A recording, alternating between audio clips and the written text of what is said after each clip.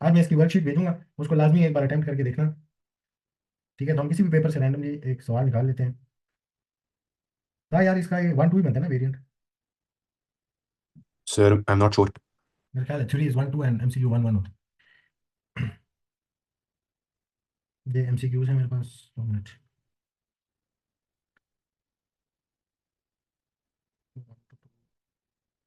आप लोग का बल्कि 1-2 नहीं बनता, आप लोग का जो आईजी वाले बच्चे हैं ना, आईजी वाले, इनका बनता है वेरिएंट 4-2, जो पेपर 2 का है, 4-2। जैसे ये मेरे पास मई जून 2019 4-2 है। इसमें मैं जल्दी से निकालता हूँ आपके पास। मोल्स का सवाल देखते हैं इसमें है।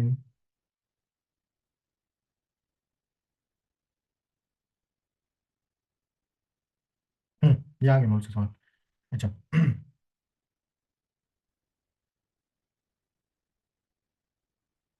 जी, सवाल देखना जरा। अब ये सवाल देख के डरना नहीं है, बड़ा आसान सा सवाल है। मोल सबसे आसान आपका ओ लेवल्स में था।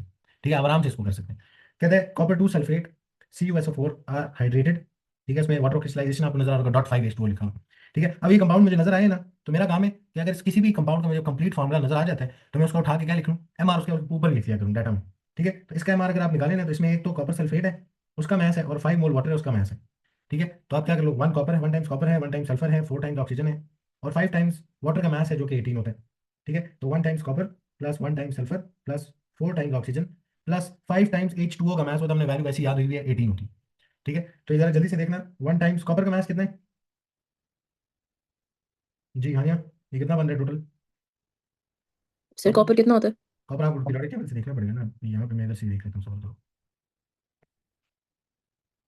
ओ लेवल वाला पीरियोडिक टेबल इस्तेमाल करो वैसे तो, ये लेवल्स है। तो हमारे पास कॉपर का जो मास है, बड़ा नंबर देखना होता है, याद रखना, इसमें थोड़ा ऊपर नीचे लिखा है। कॉपर का 63.5 इज द मोलर मास, तो आप 63.5 ही यूज करें। तो हम आते हैं वापस, हमारे पास 63.5 इज द मोलर मास, तो ये बनेगा जी 63.5 plus 2 times 1 times S1632 plus 4 times O816 होता है, तो 4 टाइम्स 16 प्लस 5 टाइम्स H2O का 1 मोल का मास होता है 18 ग्राम्स। तो ये कितना बनता है हमारे पास इसका MR? 249.5। ठीक है, तो 249.5 ग्राम्स इस हाइड्रेटेड क्रिस्टल के 1 मोल का मास है, MR है। आगे आपसे कहते हैं copper 2 sulphates are made by reacting copper 2 carbonate with dilute sulphuric acid. Copper 2 carbonate का क्या फॉर्मूला होता है? CuCO3। ठीक है, CO2 plus and carbonate CO3 2 minus. इसका रिएक्शन करा रहे हैं H2SO4 के साथ। तो मुझे बताना जरा, ऑल कार्बोनेट्स की नेचर कैसी होती है? बेसिक होती है नेचर, ऐसे ही है ना। तो ये एसिड बेस रिएक्शन है, यानी एक न्यूट्रलाइजेशन रिएक्शन आप करा रहे हैं।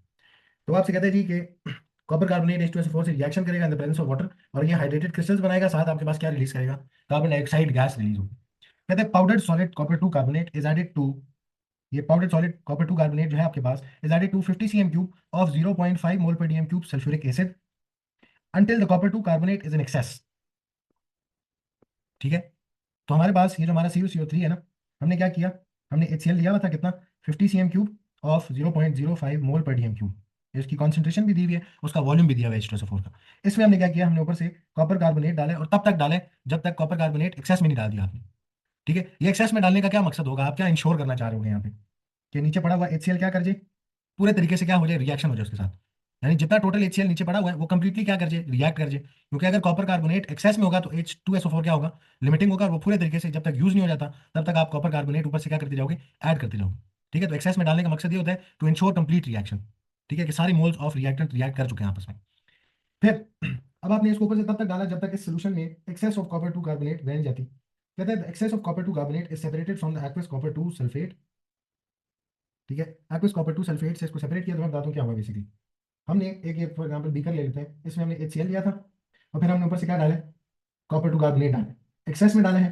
ठीक है, तो HCl जब खत्म हो जाएगा तो सोल्यूशन में आपके पास एक तो कॉपर सल्फेट, सॉरी H2SO4 है नीचे, H2SO4 कॉपर सल्फेट बना होगा। H2SO4 पूरे तरीके से रिएक्ट करके, और कुछ अनरिएक्टेड कॉपर कार्बोनेट क्या आ जाएगा, नीचे आ जाएगा सोल्यूशन में पड़ा होगा। सम अनरिएक्टेड, यानी एक्सेस में जो unreacted amount of copper carbonate है, वो ऐसी सोल्यूशन में क्या करी होगी, नीचे पड़ी हुई होगी। अब हमारे पास सोल्यूशन में दो चीजें हैं, एक वो कॉपर 2 कार्बोनेट अनरिएक्टेड या एक्सेस अमाउंट, और साथ कौन है हमारे पास, जो प्रोडक्ट बनी थी कॉपर सल्फेट की सोल्यूशन में, कॉपर सल्फेट एक्वस। ये दो चीजें जो मेरे सोल्यूशन के अंदर पड़ी हुई हैं। ठीक है, अब अगला काम क्या करना है, कहते हैं aqueous copper 2 sulphate is heated until solution is saturated. ठीक है, अब सैचुरेटेड सोल्यूशन बेसिकली क्या होता है, जब आप अपने पास इतना सॉल्ट डिजोल्व कर दें, किसी सोल्यूशन में इतना सॉल्ट डिजोल्व कर दें कि फर्दर और उसमें सॉल्ट डिजोल्व ना हो पाए, एट अ गिवन टेम्परेचर, जब आप उसमें इतना सॉल्ट डिजोल्व कर दें कि उसमें फर्दर और सॉल्ट डिजोल्व होने की गुंजाइश ना बचे, ठीक है, तो उसको एक सैचुरेटेड सोल्यूशन बोलते हैं। तो हमारे पास जो एक्वस कॉपर 2 सल्फेट का सोल्यूशन था, जो कि यही सोल्यूशन है, यही वाला पूरा सोल्यूशन है, इसको हमने क्या किया, हीट किया ताकि इसके हम वाटर कंटेंट क्या कर सकें, इसमें कम कर सकें, वाटर कंटेंट कम हो जाएगा। ठीक है, जब हीट करोगे तो आप इसको क्या करना चाह रहे होगे, वाटर रिमूव करना चाह रहे होगे, तो वाटर जब कम हो जाएगा तो हमारे पास एक सैचुरेटेड सोल्यूशन बनेगा जिसमें हम कॉपर 2 सल्फेट ज्यादा है और वाटर कम है। कहते हैं the solution is allowed to cool and crystallise, the crystals are removed and dried. ठीक है, तो हमारे पास आफ्टर क्रिस्टलाइजेशन कॉपर सल्फेट के क्रिस्टल्स बनने हैं, और आपने क्या किया उसको, फिर आपने the crystals are removed and dried, दोनों को बस साइड पे जाके आपने रिमूव किस तरह किया होगा, आपने उसको फिल्ट्रेशन के थ्रू क्या कर दिया, रिमूव कर दिया। कहते हैं calculate the maximum mass of copper 2 sulphate crystals CuSO4.5H2O that can form using the following steps। कहते हैं calculate the number of moles of H2SO4 in 50 cm cube of 0.5 mole per dm cube H2SO4। आपने H2SO4 के moles निकालने, और data में क्या दिया हुआ उसका वॉल्यूम दिया हुआ है और कॉन्सेंट्रेशन दी हुई है। तो वो मोल्स का फॉर्मूला याद है, वॉल्यूम कॉन्सेंट्रेशन वाला, यही कॉन्सेंट्रेशन का जो फॉर्मूला था कि number of moles divided by volume in DM cube, इससे मैं मोल्स को सब्जेक्ट बना सकता हूँ ना। हाँ जी। क्या बनेगा, concentration into volume in DM cubes. ऐसी तो ये मोल्स का हमने दूसरा फॉर्मूला पढ़ा था। तो अगर किसी चीज की कभी वो वॉल्यूम बता दे और वॉल्यूम के साथ साथ उसी की कॉन्सेंट्रेशन भी बता दे तो हम मोल्स निकाल सकते हैं। तो हम मोल्स निकालते हैं, मोल्स ऑफ H2SO4 कैसे आएंगे, कि हमारे पास concentration which is 0.05 mole per dm cube into जो उसका वॉल्यूम है विच इज 50 सीएम क्यूब, हमें डीएम क्यूब्स में चाहिए। तो हम क्या करेंगे, इसको कन्वर्ट कर लेते हैं। हमें पता है एक डीएम क्यूब में 1000 सीएम क्यूब होते हैं, तो 50 सीएम क्यूब के लिए कितने होंगे, तो आपको पता है कितना बनेगा, 0.05 05। DM cube. तो हमने वॉल्यूम इन डीएम क्यूब निकाल ली। अब आपने इसको क्या करना है, 0.05 से मल्टीप्लाई करना है, आपके पास number of moles of H2SO4 आ जाएंगे। वो कितने बनते हैं, 0.05 इंटू 0.05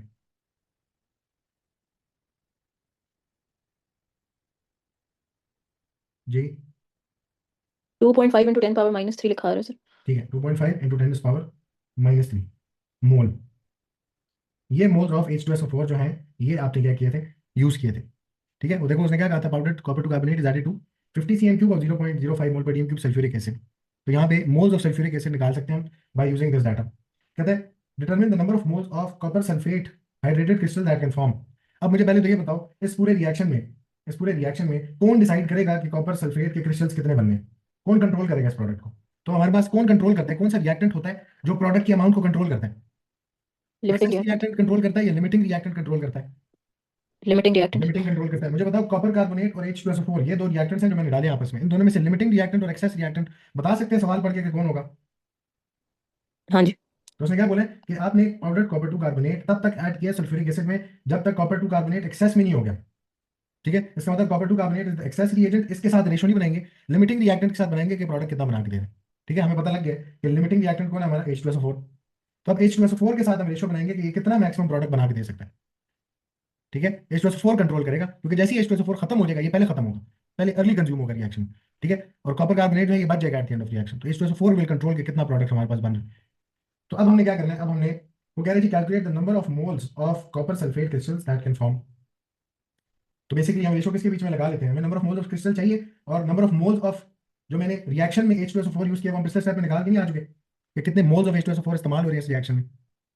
ऐसे तो हम क्या लगा लेते हैं अपने पास, मोल्स ऑफ लिमिटिंग रिएक्टेंट जो कि H2SO4 है, रेशियो मोल्स ऑफ जो प्रोडक्ट है जिसको इसने बना के देना, CuSO4.5H2O।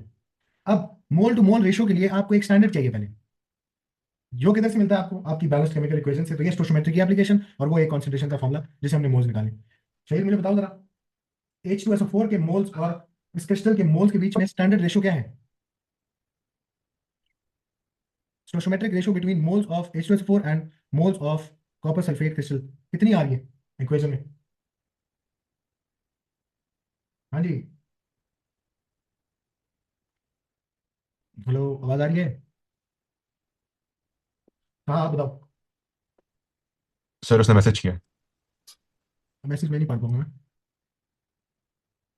बोल रहा है कि उसको आपकी आवाज़ आ रही है, नहीं आ रही। नहीं, सही में भी आपकी आवाज नहीं आ रही। अच्छा, सही, माइक माइक जरा चेक कर लो ना, उसको ठीक कर लो उतनी देर। हाँ, कहाँ बता मुझे, एक दो हमें स्टैंडर्ड चाहिए ना। हमने मोल्स ऑफ प्रोडक्ट निकालने, हमें मोल्स ऑफ लिमिटिंग रिएक्टेंट इसी से पिछले स्टेप में निकाल के आ चुके हैं। तो मेरे दिमाग में आना चाहिए मोल टू मोल रेशियो निकालने। ठीक है, तो मैं जाके बैलेंस्ड केमिकल इक्वेशन से पहले स्टैंडर्ड निकालूंगा। आपके लिमिटिंग रिएक्टेंट और जो आपका प्रोडक्ट है इनके बीच में मोल टू मोल रेशियो क्या बन रही है इस इक्वेशन में, इक्वेशन क्या स्टैंडर्ड बता रही है मोल टू मोल रेशियो की।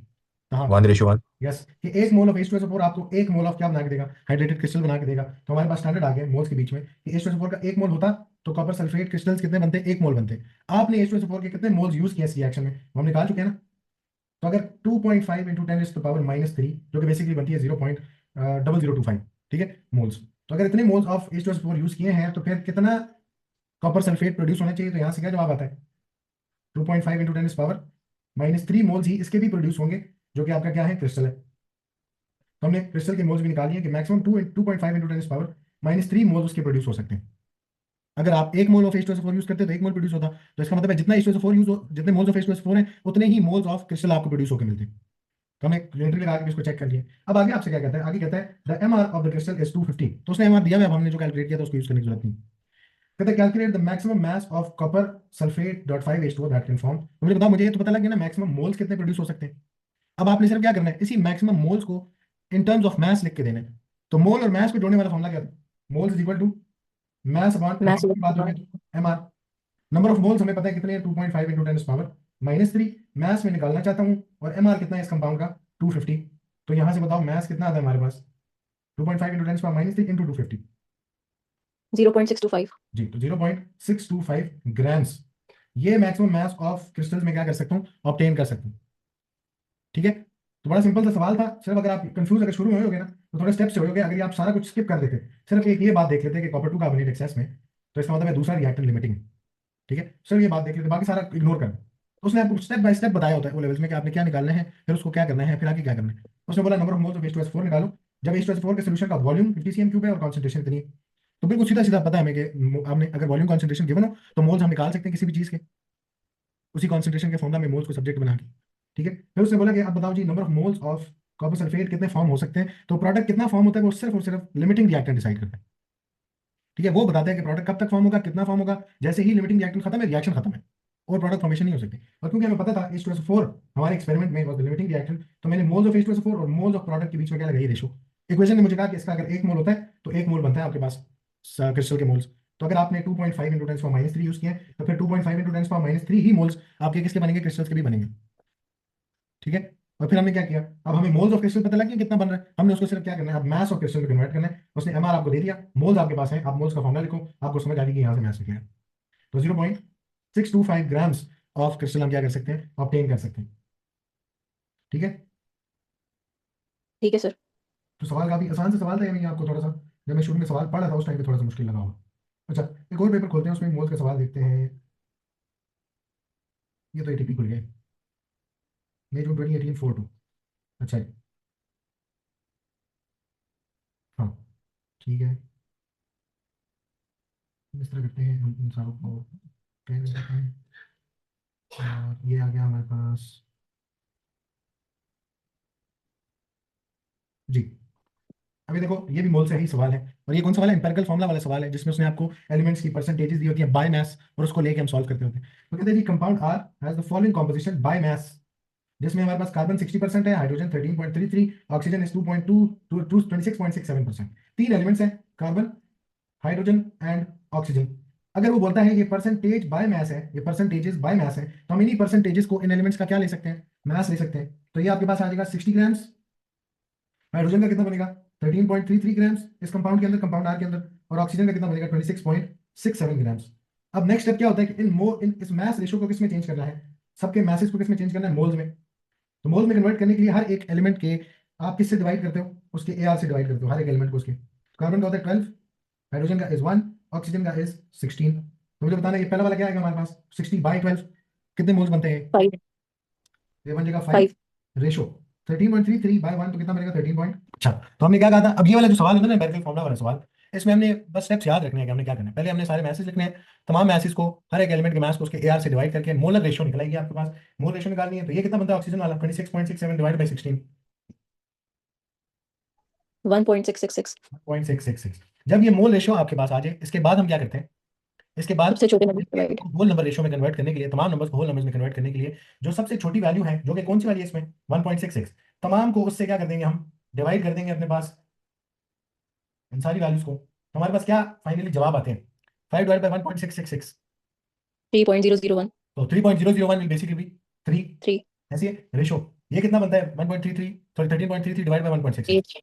8। कितना बनता है 8 बनता है। और हमारे पास ऑक्सीजन का कितना आता है 1 आते हैं। One. ठीक है, अब हमें पता लग गया कि इसके अगर सिंपलेस्ट होल नंबर रेशियो देखी जाए, जो कि एम्पिरिकल फॉर्मूला इटसेल्फ उसकी डेफिनेशन है कि बिटवीन एटम्स ऑफ एलिमेंट्स, ठीक है, उनके बीच में सिंपलेस्ट होल नंबर रेशियो अगर लिख लें तो वो एम्पिरिकल फॉर्मूला होता है। तो ये ऐसा कंपाउंड है जिसमें कार्बन हाइड्रोजन ऑक्सीजन के बीच में सिंपलेस्ट होल नंबर रेशियो क्या बनती है, C3H8O1। ये इसका क्या आ गया हमारे पास, एम्पिरिकल फॉर्मूला आ गया, जो कि आपने उसको लिख के दिखाना C3H8O1। ठीक है, अब इसके बाद मैंने आपको क्या कहा था, एक अच्छी आदत है कि आप इसी स्टेप में इसका क्या निकालो, एम्पिरिकल मैथ्स भी निकाल लो, यानी ER निकाल लो इसका, एम्पिरिकल मैथ्स। ये सिर्फ हम अपने लिए कर रहे हैं, उसने पूछा नहीं है आपसे, लेकिन आगे आपको जाके करना पड़ेगा। ठीक है ना, तो एम्पिरिकल फॉर्मूला का मैथ्स निकालने के लिए इसमें 3 कार्बन है, 8 हाइड्रोजन है और 1 ऑक्सीजन है, तो हमारे पास कितना मैथ्स बनना चाहिए, 3 times 12 plus 8 times 1 plus 1 times 16। Empirical 72 formula आते कितना बनता है, 72। 72। पक्की बात है ना, 72 आ रहा है। हाँ हाँ जी। ठीक है, तो 72 ग्राम हमारे पास बनते हैं। अब हमने क्या करना है, कहते हैं compound S, 3 6 12 O 8 16 and 8 times 1, 3 times 12, जरा एक बार दोबारा कंफर्म करना है इसको, 3 टाइम्स 12 प्लस 8 प्लस 16। नहीं नहीं, मैंने गलत बताया, सॉरी, एक सेकंड। देखो ना आपका, क्योंकि मॉलिक्यूलर मास से ना डिवाइड होने के बाद उसका कोई होल नंबर का जवाब आना चाहिए। यस, कितना है? 60 आता है। जी, तो हमारे पास आता है जी 60।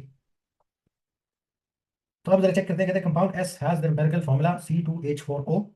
एक कंपाउंड एस है, उसका एम्पिरिकल फॉर्मूला ये है, रिलेटिव मॉलिक्यूलर मास उसका इतना है, MR दिया हुआ है। ठीक है, हमें मॉलिक्यूलर फॉर्मूला नहीं दिया, मॉलिक्यूलर फॉर्मूला का मास दे दिए ये कंपाउंड एस के बारे में। हम ऊपर जो वर्किंग करते कंपाउंड आर की थी तो उसको भूल जाओ। अब एक कंपाउंड एस है, ठीक है, एस जो कंपाउंड है उसका एम्पिरिकल फॉर्मूला जो है दैट इज C2H4O। ठीक है, और उसका आपके पास कोई एक मॉलिक्यूलर फॉर्मूला भी होगा, ये एम्पिरिकल फॉर्मूला है। मॉलिक्यूलर फॉर्मूला की बात करें तो वो कोई एक आपके पास मॉलिक्यूलर फॉर्मूला बनना चाहिए, बट एम्पिरिकल फॉर्मूला का मास उसने नहीं दिया हमें। मॉलिक्यूलर फॉर्मूला का मास पता है, वो 88 ग्राम है। ठीक है, तो आपसे वो क्या कह रहे हैं, calculate the molecular formula of compound S. Empirical formula और मॉलिक्यूलर फॉर्मूला में रिलेशन क्या है हम जरा लिख लेते हैं। हमने कहा था जब भी मॉलिक्यूलर फॉर्मूला आपने बनाना है तो आपको क्या करना पड़ता है, एक एन की वैल्यू है जिसको आपने किससे मल्टीप्लाई करना होता है, अपने एम्पिरिकल फॉर्मूला से मल्टीप्लाई करना होता है, जिसके बाद एम्पिरिकल फॉर्मूला से जब एन मल्टीप्लाई होता है तो आपके पास रिजल्टिंग फॉर्मूला जो आता है वो क्या होता है, हमारा मॉलिक्यूलर फॉर्मूला होता है। ठीक है, अब क्या उसने मुझे एम्पिरिकल फॉर्मूला दिया है, बिल्कुल दिया है, एम्पिरिकल फॉर्मूला दिया हुआ है, तो एन टाइम्स C2H4O, ये मेरा एम्पिरिकल फॉर्मूला है। बट मुझे ये नहीं पता एन की वैल्यू क्या है, मुझे बताना एन की वैल्यू किस तरह निकलती थी। इसी फॉर्मूला को आप क्या करते थे, एन के लिए सब्जेक्ट बनाते थे ना, इसी को एन के लिए सब्जेक्ट बनाते थे, तो एन किसके इक्वल आता था, एम्पिरिकल फॉर्मूला जाकर डिवाइड हो जाता तो हम कहते थे empirical molecular formula divided by empirical formula अगर करेंगे तो हमें एन की वैल्यू मिलेगी, और एन एक डिजिटल होल नंबर की वैल्यू, ठीक है, इंटीजर वैल्यू। लेकिन हम फॉर्मूलाज को तो नहीं आपस में डिवाइड कर सकते ना, हम किस चीज को इनके आपस में डिवाइड कर सकते हैं टू फाइंड एन, इनके मैथ्स को, या मॉलिक्यूलर फॉर्मूला का मैथ्स जो कि क्या कहलाता है, MR, उसको डिवाइड करते हैं एम्पिरिकल फॉर्मूला के मैथ्स से जो कि क्या कहलाता है, ER कहलाता है। तो हम क्या निकाल सकते हैं अपने पास, एन की वैल्यू निकाल सकते हैं। तो मुझे बताओ एम्पिरिकल फॉर्मूला पता है ना मुझे, तो मैं एम्पिरिकल फॉर्मूला का मैथ्स निकाल सकता हूँ। कैसे निकालेंगे, इसमें एम्पिरिकल फॉर्मूला में 2 कार्बन है, 4 हाइड्रोजन है, 1 ऑक्सीजन है, तो ये कितना बनेगा, 2 times 12 plus 4 plus 16 g, 44। 44 grams. 44 grams is the empirical formula का मास, और MR क्या है, मॉलिक्यूलर फॉर्मूला का मास इज 88 ग्राम्स। तो अब मैं क्या कर सकता हूँ, एन की वैल्यू निकालने के लिए 88 ग्राम्स जो कि MR है, इसको डिवाइड करेंगे अपने ER से जो कि 44 ग्राम्स है, हमारे पास एन की वैल्यू आ जाएगी जो कि कितनी बनेगी, 2। अब मैं इस एम्पिरिकल फॉर्मूला से जब 2 मल्टीप्लाई करूंगा तो मेरे पास क्या क्रिएट हो जाएगा, मेरा मॉलिक्यूलर फॉर्मूला आ जाएगा। तो 2 टाइम्स 2 कार्बन कितने हो जाएंगे, C4, 2 टाइम्स 4 हाइड्रोजन कितने हो जाएंगे, H8, एंड 2 टाइम्स 1 ऑक्सीजन कितना हो जाएगा, O2। तो ये मेरे पास, मैंने आफ्टर मल्टीप्लिकेशन जब मल्टीप्लाई किया है, याद रखना इसको सब्सक्रिप्ट में मल्टीप्लाई करना है हमने, तो मेरे पास फाइनल मॉलिक्यूलर फॉर्मूला क्या बन गया इस कंपाउंड एस का, दैट वाज C4H8O2, जिसका इसका एम्पिरिकल फॉर्मूला जो सिंपलेस्ट रोल नंबर रेशियो थी वो C2H4O था, जो कि इसी मॉलिक्यूलर फॉर्मूला से बना था बेसिकली। क्लियर है ये सवाल जी। जी सर, क्लियर। सर हाँ यार, अब तो यार थोड़ा दिल लगाओ यार, पढ़ेंगे ना, बिल्कुल ही जैसे लग रहा है बेजार हो गए हो। अब तो पेपर भी आ रहे हैं साल यही तो बाजारी की वजह है। का। ये नहीं यार, मैं बता रहा ना वो लेवल्स का जो है ना, सिर्फ एक बार ना, मतलब मैं मेरी बड़ी ख्वाहिश है, बड़ा मेरा दिल करता है कि आपने ना नोट्स अच्छे तरीके से किए हो, अब फिर मैं आपको पेपर कराऊँ, मैं आपको बताऊँ कि ये हलवा पेपर होता है। ठीक है, लेकिन वो थोड़ा सा मसला इस तरह का है ना कि जो है ना, वो आपको पता है मसला क्या है, वही मसला है खैर है सर, कुछ कि ख्वाहिशें होनी चाहिए, कुछ ख्वाहिशें ख्वाहिश ही रहती हैं। यार यही देखो खूबसूरती होती है उनकी। कुछ बंदे होते हैं ना जो स्टार वाले बंदे होते हैं, ठीक है, लेकिन फिर वो एफर्ट नहीं करते तो टाइम जाए, वो जाए हो जाती है सारी एफर्ट। अच्छा, ये टाइट्रेशन का सवाल आ गया, ये तो देखो जरा, तो कहते हैं इन titration 25 cm cube of 0.8 mole per dm cube aqueous potassium hydroxide KOH is neutralized by 20 cm cube of dilute sulfuric acid। ठीक हो गया, कहता है calculate the concentration of H2SO4 in grams पर dm cube use the following steps. अब steps बताइए ना, तो अभी के लिए हमारे लिए मैं पूरा सवाल समझाने की भी जरूरत नहीं है, आप सीधा सीधा कर सकते हैं। कहते हैं calculate the number of moles of KOH। जरा जाके देखते हैं हमारे पास सवाल में KOH के बारे में क्या इन्फॉर्मेशन है। अगर हम देखें ना ऊपर जाके इसी स्टेटमेंट में आपको उसने क्या दिया हुआ है, KOH का उसने वॉल्यूम भी दिया हुआ है और साथ क्या दी हुई है, कॉन्सेंट्रेशन भी दी हुई है। तो क्या मैं मोल्स निकाल सकते हैं उसके, KOH के? निकल जाएंगे ना। हम कौन सा फॉर्मूला यूज करेंगे, N is equal to concentration into volume in DM cubes. ठीक है, तो हमारे पास मोल्स ऑफ पोटेशियम ऑक्साइड निकालने के लिए उसकी कॉन्सेंट्रेशन भी है जो कि है 0.08 मोल पर DM क्यूब में है ना, तो वॉल्यूम भी DM क्यूब्स में लेना, into 25 cm cube DM cubes में कितना बनेगा, 0.025 DM क्यूब। तो हम इसको 0.025 DM क्यूब से मल्टीप्लाई करेंगे तो हमारे पास number of moles of KOH आ जाएंगे। जी जी कितने हैं, 2 into 10 power minus 3. 2 × 10⁻³ मोल्स। ठीक है, तो हमने मोल्स निकाल ली, ये KOH के मोल्स है। आगे कहते हैं determine the number of moles of H2SO4 which react with KOH। ये जो KOH के मोल्स आपने लिखे हैं इसके साथ कितने मोल्स ऑफ H2SO4 को रिएक्ट करना चाहिए वो आपसे ये पूछ रहा है। तो हमने रेशो किसके बीच में बनानी है, मोल of KOH ratio mole of H2SO4। अब हमने पता करना है कि ये जो KOH के मोल्स आएंगे कितने H2SO4 से रिएक्शन करते हैं, तो पहले तो हमें इसके बीच में क्या चाहिए, मोलर रेशो चाहिए ना, कि कितने मोल्स ऑफ H2SO4 से रिएक्ट करते हैं, उसके लिए एक स्टैंडर्ड चाहिए। और वो स्टैंडर्ड कहाँ से आएगा, इस बैलेंस्ड केमिकल इक्वेशन से। हाँ इधर से बताओ जरा, KOH के मोल्स और H2SO4 के मोल्स के बारे में इक्वेशन क्या बताती है? KOH और H2SO4।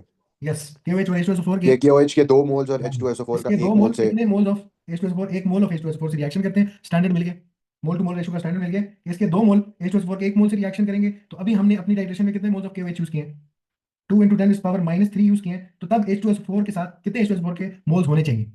तो क्रॉस मल्टीप्लाई करो, यहाँ से क्या आएगा हमारे पास, x is equal to 2 × 10⁻³ divided by 2, कितना आता है,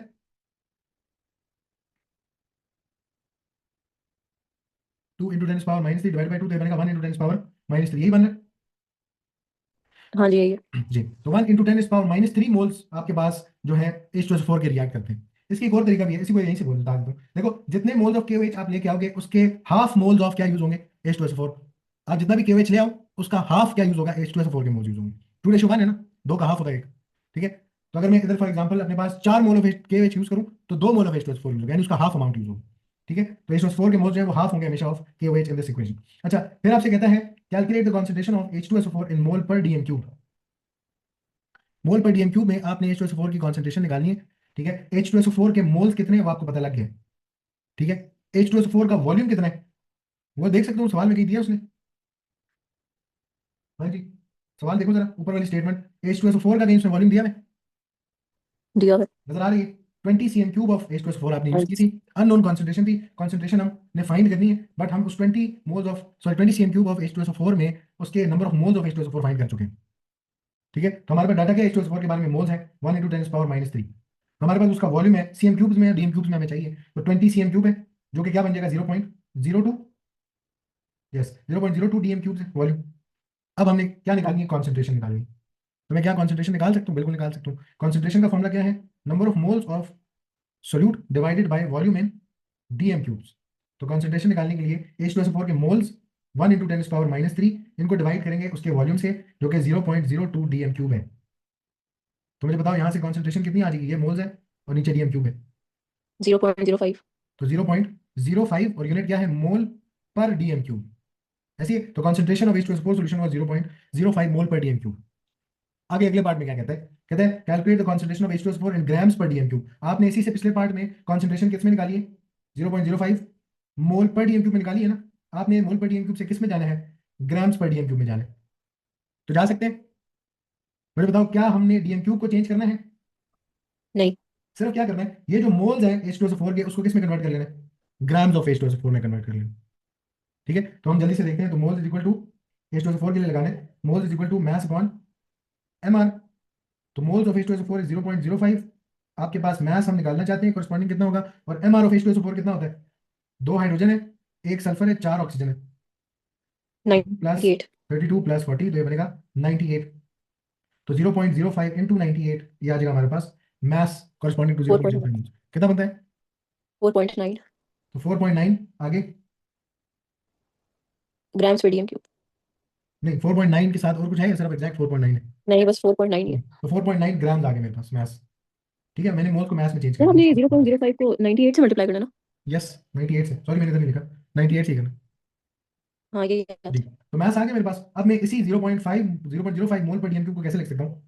मैं इसको लिख सकता हूँ एज 4.9 ग्राम्स, और यूनिट तो वॉल्यूम का चेंज नहीं किया था, तो वो डीएम क्यूब में ही है। तो ये क्या कॉन्सेंट्रेशन बनेगी? 4.9 ग्राम्स पर डीएम क्यूब। सही है। ठीक है, अब जरा सवाल समझना उसने क्या किया। उसने आपके पास एक कॉनिकल फ्लास्क में 20 cm³ ऑफ H2SO4 का वॉल्यूम लिया है, जिसकी कॉन्सेंट्रेशन जो है अननोन है।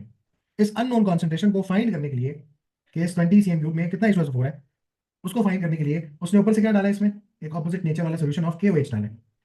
जो सोल्यूशन ब्यूरेट में होता है उसकी कॉन्सेंट्रेशन क्या होती है? नोन होती है, वो 0.08 थी मोल पर डीएम क्यूब। और उसने बता दिया कि इसका वॉल्यूम जो यूज था, यानी जब आपने इसकी एडिशन की तो इसका जो यूज्ड वॉल्यूम था वो कितना था हमारे पास? 25 cm³।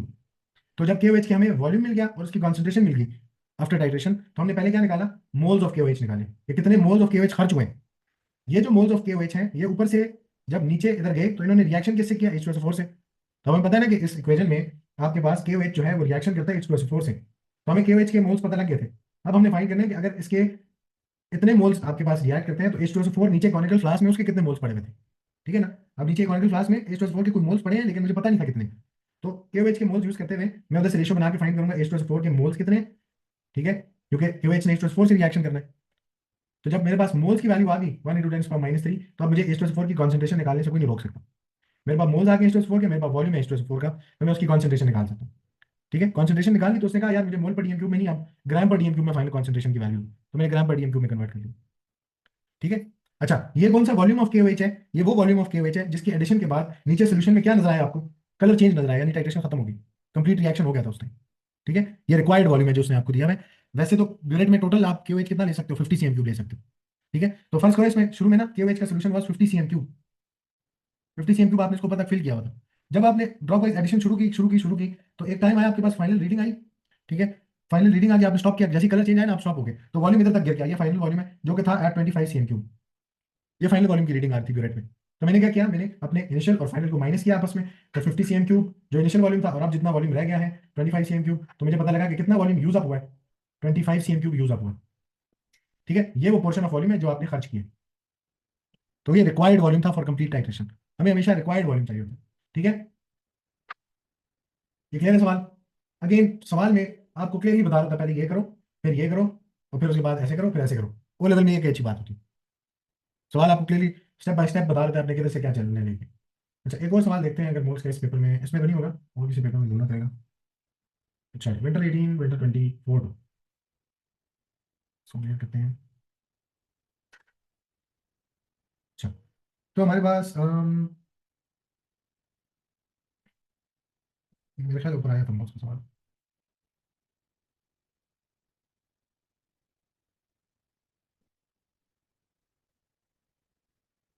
हम्म, इस सवाल को देखो। अब उसने आपसे बोला है कि जी on analyzing the crystals the student found that 1 mole of hydrated iron sulphate crystals, यानी इस क्रिस्टल का 1 mole had mass of 278 grams. ठीक है, कहता है determine the value of X using the following steps. अब ये जो क्रिस्टल है ना FeSO4 इसमें है। ठीक है, आयरन 2 सल्फेट है, और साथ इसमें वाटर का भी मास है जो कि x टाइम्स वाटर। ठीक है, तो अब हम क्या कर सकते हैं, वो हमें कहते हैं जी वैल्यू ऑफ एक्स आपने डिटरमिन करनी है, यानी कितना मोल वाटर के साथ जुड़ा हुआ है। उसने आपसे बोला इस पूरे क्रिस्टल का 1 मोल का मास यानी MR जो है वो 278 ग्राम्स है। कहता है calculate the value of mass of 1 mole of FeSO4। 1 mole of FeSO4 के निकालने, मास निकालने के बजाय मैं इसको बोल सकता हूँ, आपसे ये पूछा MR ऑफ FeSO4 निकालो। तो M R of iron 2 sulphate कितना बनेगा? इसमें 1 टाइम्स आयरन है, इसमें 1 टाइम्स सल्फर है, इसमें 4 टाइम्स ऑक्सीजन है। ऐसे ही है। तो मुझे बताओ इसका मास कितना बनता है? 1 टाइम्स आयरन कितना होता है? आयरन देखना पड़ेगा। आयरन Fe 55.8, आप इसको 56 ले लें। 1 times 56 grams, plus 1 times 32 grams, plus 4 times 16 grams. तो हमारे पास FeSO4 का 1 मोल का मास आ जाएगा जो कि कितना है? 1 टाइम्स 56 प्लस 32 प्लस 4 टाइम्स 16। जी कितना आ रहा है? अनिया,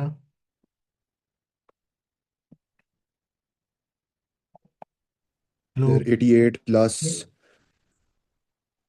33 एक सुनना है। 4 टाइम्स 16 कितना होता है?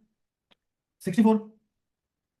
तो 56 प्लस 32 प्लस 64 ये 88 हमारा। प्लस 64 कर लेना तो चलो इस तरह ही कर लेते हैं, पब्लिक है ना। तो 6 प्लस 4 प्लस 2 12 12 1 5 6 7 8 9 10 11 12 13 14 15 152 बन रहा है। जी बिल्कुल 152। ठीक है, तो हमारे पास क्या आ गया, इसका एमआर आ गया 152 ग्राम्स। ये एमआर किसका है, ये FeSO4 का सिर्फ एमआर है, ठीक है ना। आपके पास जो क्रिस्टल है ना, वो हाइड्रेटेड क्रिस्टल है जिसमें वाटर का भी मास होगा, और हमें पता नहीं है वाटर कितने मोल्स है उसमें, तो हम बता नहीं सकते कि आपके पास वाटर एक्स की वैल्यू ही फाइंड करनी है। अभी के लिए ये कह लो कि हमने क्रिस्टल में सिर्फ इस पार्ट का मास फाइंड किया, जो FeSO4 की तरफ से आ रहा हो, ठीक है। आगे कहते हैं calculate the mass of H2O present in 1 mole of FeSO4.xH2O। मुझे बताओ 1 मोल ऑफ FeSO4.xH2O बेसिकली क्या होगा, उसका एमआर होगा। तो मैं ये कह देता हूँ, इसके 1 मोल ऑफ ऐसी हाइड्रेटेड क्रिस्टल में, एक तो आपके पास क्या होगा, FeSO4 का 1 मोल का मास होगा, प्लस उसके अंदर क्या ऐड हो रहा होगा, x टाइम्स किसका मास, H2O का मास, x टाइम्स उसमें H2O का भी मास होगा, ऐसे है ना, H2O x टाइम्स है इसमें, 4 टाइम्स होता तो मैं 4 टाइम्स H2O का मास कर लेता, ठीक है। तो ये जो हमारा हाइड्रेटेड क्रिस्टल है इसमें FeSO4 का मास है जो कि हम निकाल चुके हैं पीछे, और x टाइम्स आपके पास H2O का मास है, ठीक है। तो हम जरा करते हैं, एमआर उसने इस क्रिस्टल का दिया है 278 इज इक्वल टू, हमारे पास FeSO4 का एमआर कितना था, हमने निकाला 152 grams plus x times H2O का मास, ठीक है। तो अब हम यहां से फाइंड कर सकते हैं कि अगर हम इस हाइड्रेटेड क्रिस्टल के मास में से, इस हाइड्रेटेड क्रिस्टल के मास में से वाटर का सारा मास माइनस कर दें, सॉरी वाटर का नहीं, अगर हम FeSO4 का टोटल मास माइनस कर दें तो जो रिमेनिंग मास रह जाएगा वो किसका होगा, हाइड्रेटेड क्रिस्टल में वाटर का होगा। तो 278 माइनस 152 करेंगे, यानी FeSO4 का मास माइनस कर दो उधर जाके, तो आपके पास कितना बच जाता है, तो ये हो जाएगा x टाइम्स 126। तो हमारे पास बेसिकली बच जाते हैं, मैं राइट साइड पे जा रहा हूँ 126 ग्राम्स, ऐसी है, और वो 126 ग्राम्स टोटल वाटर का मास है।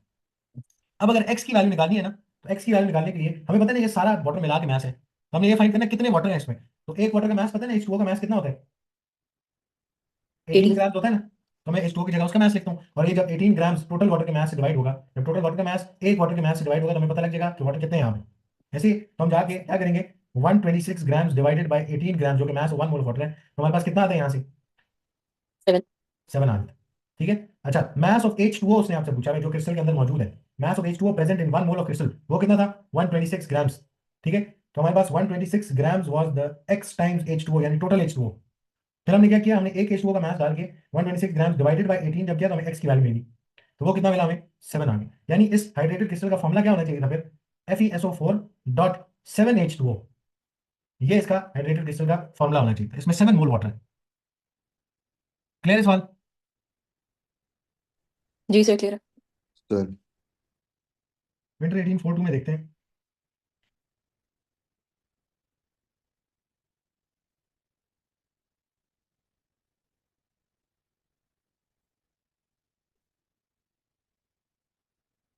चलो टाइट्रेशन का सवाल आ गया। अगेन डरना नहीं है, सवाल से बड़ा आसान सा सवाल होता है, आपने सिर्फ फॉलो करना है सवाल को, वो क्या कह रहे हैं आप वो निकालते जाओ और डाटा अंडरलाइन करते जाओ कि सवाल में इंपॉर्टेंट डाटा क्या कह दिया है। एक तो हमें नजर आ रहा है ये रिएक्शन की इक्वेशन है, सबसे इंपॉर्टेंट काम ये है। इधर से स्टैंड मिला करेगा, इसको यूज करना। कहते हैं in a titration a student added 25 cm cube of 0.2 mole per dm cube aqueous sodium hydroxide. तो मुझे बताओ NaOH के बारे में क्या दे दिया उसने, NaOH के बारे में वॉल्यूम दे दिया जो कि 25 cm क्यूब है, और कॉन्सेंट्रेशन दे दी जो कि 0.2 मोल पर डीएम क्यूब है। तो मैं क्या निकाल सकता हूँ इसके बारे में, NaOH के मोल्स निकाले जा सकते हैं इस डाटा को देख के, जवाब जवाब जवाब। मुझे वॉल्यूम भी जी दे निकल दिया, सकते हैं। कॉन्सेंट्रेशन भी दे दिया, तो मैं मोल्स निकाल सकता हूँ इसके, ठीक है। मैं इधर से अपने आपको बता रहा हूँ मैं मोल्स फाइंड कर सकता हूँ। कहते हैं टू अ कॉनिकल फ्लास्क, ये वाले जो NaOH है ना, ये आपने ऊपर से कॉनिकल फ्लास्क में नीचे ऐड किया है। To a conical flask the student then added a few drops of methyl orange to the solution in the conical flask. कहते हैं dilute sulphuric acid was then added from a burette to a conical flask. The volume of dilute sulphuric acid needed to neutralise the aqueous sodium hydroxide was 20 cm cube. तो basically मुझे sulphuric acid मेरा दूसरा reagent है जिसका volume उसने मुझे बता दिया, ठीक है। आगे आपसे क्या कह रहे हैं, तो बेसिकली NaOH ने H2SO4 सल्फ्यूरिक एसिड से रिएक्शन करना है, Na2SO4 बनाना है, वाटर बनाना है। What was the colour of methyl orange in aqueous sodium hydroxide, तो इसके लिए हमने टेबल याद किया था, एम रॉय। मिथाइल ऑरेंज के लिए हमने कहा था कि ये एसिडिक सॉल्यूशन में रेड होता है, ये न्यूट्रल सॉल्यूशन में ऑरेंज होता है, और ये बेसिक सॉल्यूशन में क्या होता है, येलो होता है। तो हम उसको क्या लिख के दिखाएंगे कि कलर कैसा होगा इसका, येलो होगा, एम रॉय मिथाइल ऑरेंज के लिए। और हमने ऑर्डर क्या रखा था एम रॉय में कि पहले एसिडिक फिर न्यूट्रल फिर बेसिक कलर्स में, तो येलो कलर का हो गया। आगे कहते हैं determine the concentration of dilute sulphuric acid in grams per dm cube. Again आप पूरा ऊपर से इग्नोर करते हो, सिर्फ ये डाटा अंडरलाइन कर लो। ये सोडियम हाइड्रोक्साइड के बारे में क्या गिवन है, सल्फ्यूरिक एसिड का सिर्फ वॉल्यूम गिवन है, तो हमें वॉल्यूम के साथ साथ क्या निकालनी पड़ेगी, कॉन्सेंट्रेशन निकालने के लिए। वॉल्यूम तो गिवन है, आपको और क्या चाहिए होता है, नंबर ऑफ मोल्स भी चाहिए होते हैं, ठीक है ना। कहते हैं determine the concentration of dilute sulphuric acid in grams per dm cube. कहते हैं calculate the number of moles, पहला step calculate the number of moles of aqueous sodium hydroxide added to the conical flask. तो moles of sodium hydroxide के बारे में मुझे क्या पता है, मुझे पता है उसका 25 cm क्यूब वॉल्यूम यूज हुआ है, हमने लिखा था ऊपर, और उस सॉल्यूशन की कॉन्सेंट्रेशन कितनी थी, 0.2 मोल पर डीएम क्यूब। तो मैं इसके मोल्स निकाल सकता हूँ, moles will be equal to concentration into volume in DM cube. तो मैं क्या करूंगा, कॉन्सेंट्रेशन कितनी है 0.2 इंटू वॉल्यूम कितना बनेगा डीएम क्यूब्स में, 0.025 डीएम क्यूब, ठीक है। तो 0.025 डीएम क्यूब्स, तो हमारे पास कितना आ जाता है number of moles, 5 into 10 power minus 3. तो 5 into 10 power -3 moles of NaOH आ गए मेरे पास। ठीक है, तो 5 इंटू 10 पावर -3 कहते हैं calculate the number of moles of dilute sulphuric acid added from the burette. अब आपने सल्फ्यूरिक एसिड के मोल्स निकालने हैं। ठीक है, तो मुझे बताओ कि एक तो सल्फ्यूरिक एसिड के बारे में हमें क्या पता, हम लिख लेते हैं। H2SO4 के बारे में मुझे क्या कॉन्सेंट्रेशन पता है, नहीं पता, वही तो मैंने निकालनी है, सवाल पूरा है इसलिए concentration of dilute sulphuric acid निकालना चाहते हैं। ठीक है, फिर उसके बाद आपसे क्या कहता है कि वॉल्यूम है मेरे पास इसका, बिल्कुल है, वॉल्यूम 20 cm था। मोल्स नहीं है मेरे पास कॉन्सेंट्रेशन निकालने के लिए। उसने अभी आपसे क्या बोला है कि H2SO4 के मोल्स निकालो। फिर अगर NaOH कितने मोल्स है तो H2SO4 के कितने मोल्स होंगे। तो दोनों की किसकी क्वांटिटी के बीच में रेशो लग रही है, मोल ऑफ NaOH और मोल ऑफ किसके बीच में रेशो लगाऊंगा, H2SO4। इक्वेशन क्या बताती है कि NaOH के जितने मोल्स आप ऐड करेंगे उसके हाफ मोल्स यानी अगर 2 मोल ऐड करें तो 1 मोल H2SO4 यूज होगा। ठीक है, तो इक्वेशन मोलर रेशो क्या दे रही है, 2:1 दे रही है कि अगर इसके 2 मोल डालिए NaOH के तो H2SO4 का 1 मोल आपके पास रिएक्ट करेगा, मोल्स ऑफ H2SO4 1 होंगे। इसके अगर 2 मोल्स हैं तो H2SO4 का 1 मोल होगा। हमने NaOH के कितने मोल्स ऐड किए, 5 इंटू 10 पावर -3, तो इसके कॉरस्पॉन्डिंग H2SO4 के कितने मोल्स होने चाहिए, तो वो कितना बनेगा, वो बन जाएगा जी x equal to 5 into 10 power -3 divided by 2। 2.5 into 10 power -3 2.5 into 10 power minus 3. जी, हाँ जी। 2.5 into 10 power -3 moles of H2SO4 है। अब हमें मोल्स ऑफ H2SO4 पता लग गया, तो आगे आपसे क्या कह रहे हैं, determine the concentration of dilute sulphuric acid in mole per dm3। तो H2SO4 की मैं कॉन्सेंट्रेशन निकालना चाहता हूँ, कॉन्सेंट्रेशन में निकालना चाहता हूँ। मोल्स मुझे पता लग गया 2.5 इंटू 10 पावर -3 है, और वॉल्यूम उसका कितना है 20 cm3, जो कि डीएम क्यूब्स में कितना बनेगा 0.02।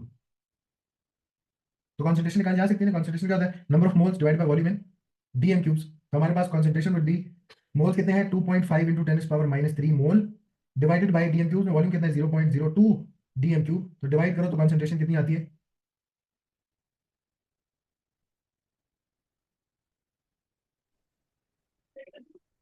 0.0125. 0.0125, और यूनिट क्या बनेगा, मोल डिवाइड बाय डीएम क्यूब्स।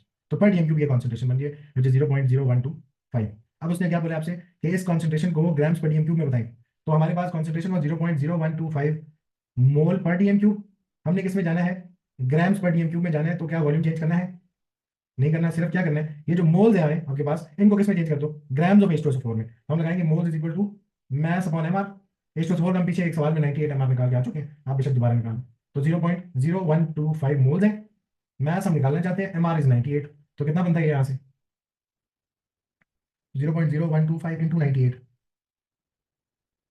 कितना मास आ गया, 1.225. 1.225 ग्राम्स आ गए। अब सिर्फ क्या करना है, इस 0.125 को हम किस तरह लिख सकते हैं एज 1.225 ग्राम्स, और वो कितने वॉल्यूम में होंगे पर डीएम क्यूब। तो ये हमारे पास आ गई कॉन्सेंट्रेशन, तो 1.225 ग्राम्स पर डीएम क्यूब इसकी कॉन्सेंट्रेशन बनी। क्लियर है, ये थोड़ा मिलता जुलता सवाल है, टाइट्रेशन इसी हाँ तरह जी। आपके सिलेबस में, इसी तरह आपको हर स्टेप बताएगा, आपने ये करो फिर ये करो फिर ये करो, तो आप आराम से इसको कर सकते हैं। ठीक है, हाँ जी, कहाँ क्लियर है। इसकी मैं आपको एक वर्कशीट भेजूंगा, उसको आप लोगों ने अटेम्प्ट करना है, ज़्यादा सवाल नहीं फिर होंगे आपने उसमें। समझाया हो और ना क्लियर हो, ऐसा हो सकता है। अभी मैं एक सवाल दे दूंगा, फिर इसको सॉल्व ना हुआ तो फिर इसका मतलब होगा कि हो सकता है ऐसे। चलो मैं इसकी ना वर्कशीट आप लोगों को बना के भेजूंगा, उसको लाजमी अटेम्प्ट करना है। मोल्स अगर आपने छोड़ दिया ना तो सारा भूल जाएगा, और फिर दोबारा से बैठ के करना पड़ेगा। हाँ, नहीं ऐसे ही होता है ना बंदे के साथ, जी बिल्कुल। मोल में ऐसे ही होता है ना, इसलिए मैं आपको बोल रहा हूँ कि मोल की प्रैक्टिस आप साथ साथ करते रहना है। मैं वर्कशीट बनाऊंगा जिसमें मैं सारे टाइप ऑफ सवाल जो है वो डालूंगा। आपने हर टाइप ऑफ सवाल का एक एक सवाल रोज उसका क्या करना है, अटेम्प्ट करना है, ताकि हम प्रैक्टिस में रहें मोल्स में। कुछ मुश्किल नहीं है मोल्स में, मैंने आपको बताया। मुझे बताओ पूरी पूरी टाइट्रेशन के सवाल में आपके पास क्या चीज़ इस्तेमाल हुई है, एक वो कॉन्सेंट्रेशन वाला फॉर्मूला और एक मोल्स निकालने के लिए स्टोशियोमेट्री, और कुछ इसके अलावा आपसे पूछा उसने। ठीक है, और बाकी जो हमारे पास दूसरे मोल्स के सवाल हैं टाइट्रेशन से हट के, उसमें आपके पास वही मोल्स का फॉर्मूला आ गया। ठीक है, स्टोशियोमेट्री आ गई, एमआर कैसे निकालते हैं, एआर कैसे निकालते हैं। अब उसमें आपके पास डिफरेंट टाइप ऑफ सवाल हैं, परसेंटेज ऑफ एन एलिमेंट कितना होगा कंपाउंड में, एम्पेरिकल फॉर्मूला वाले सवाल हैं। ठीक है, इस तरह के सवाल हैं इसमें, कोई इतना मुश्किल नहीं है वो। तो सबसे पहला रूल ये कि आपने सवाल को देख के डरना नहीं है। ठीक है, वही आपने डाटा लोकेट करने हैं, ठीक है, और उनको किसी तरीके से मोल्स में कन्वर्ट करना है। जब मोल्स में कन्वर्ट हो जाएंगे तो हम आप कंफर्टेबल है मोल्स की कैलकुलेशन करने से। तो क्वेश्चन नंबर 1 जो है आपका, कहता है dilute hydrochloric acid reacts with sodium carbonate का सॉल्यूशन। तो हमें पता है ये कैसा रिएक्शन है, ये एसिड बेस्ड रिएक्शन है, न्यूट्रलाइजेशन रिएक्शन है, इसमें सॉल्ट फॉर्म होता है वाटर, क्योंकि कार्बोनेट है तो हमारे पास कार्बन डाइऑक्साइड भी प्रोड्यूस होती थी। कहते हैं explain why effervescence is seen during the reaction. Effervescence किसकी वजह से आती है, इसमें आपके पास bubbles of carbon dioxide gas यहाँ पे रिलीज हो रहे हैं। तो bubbles of CO2 gas are being released.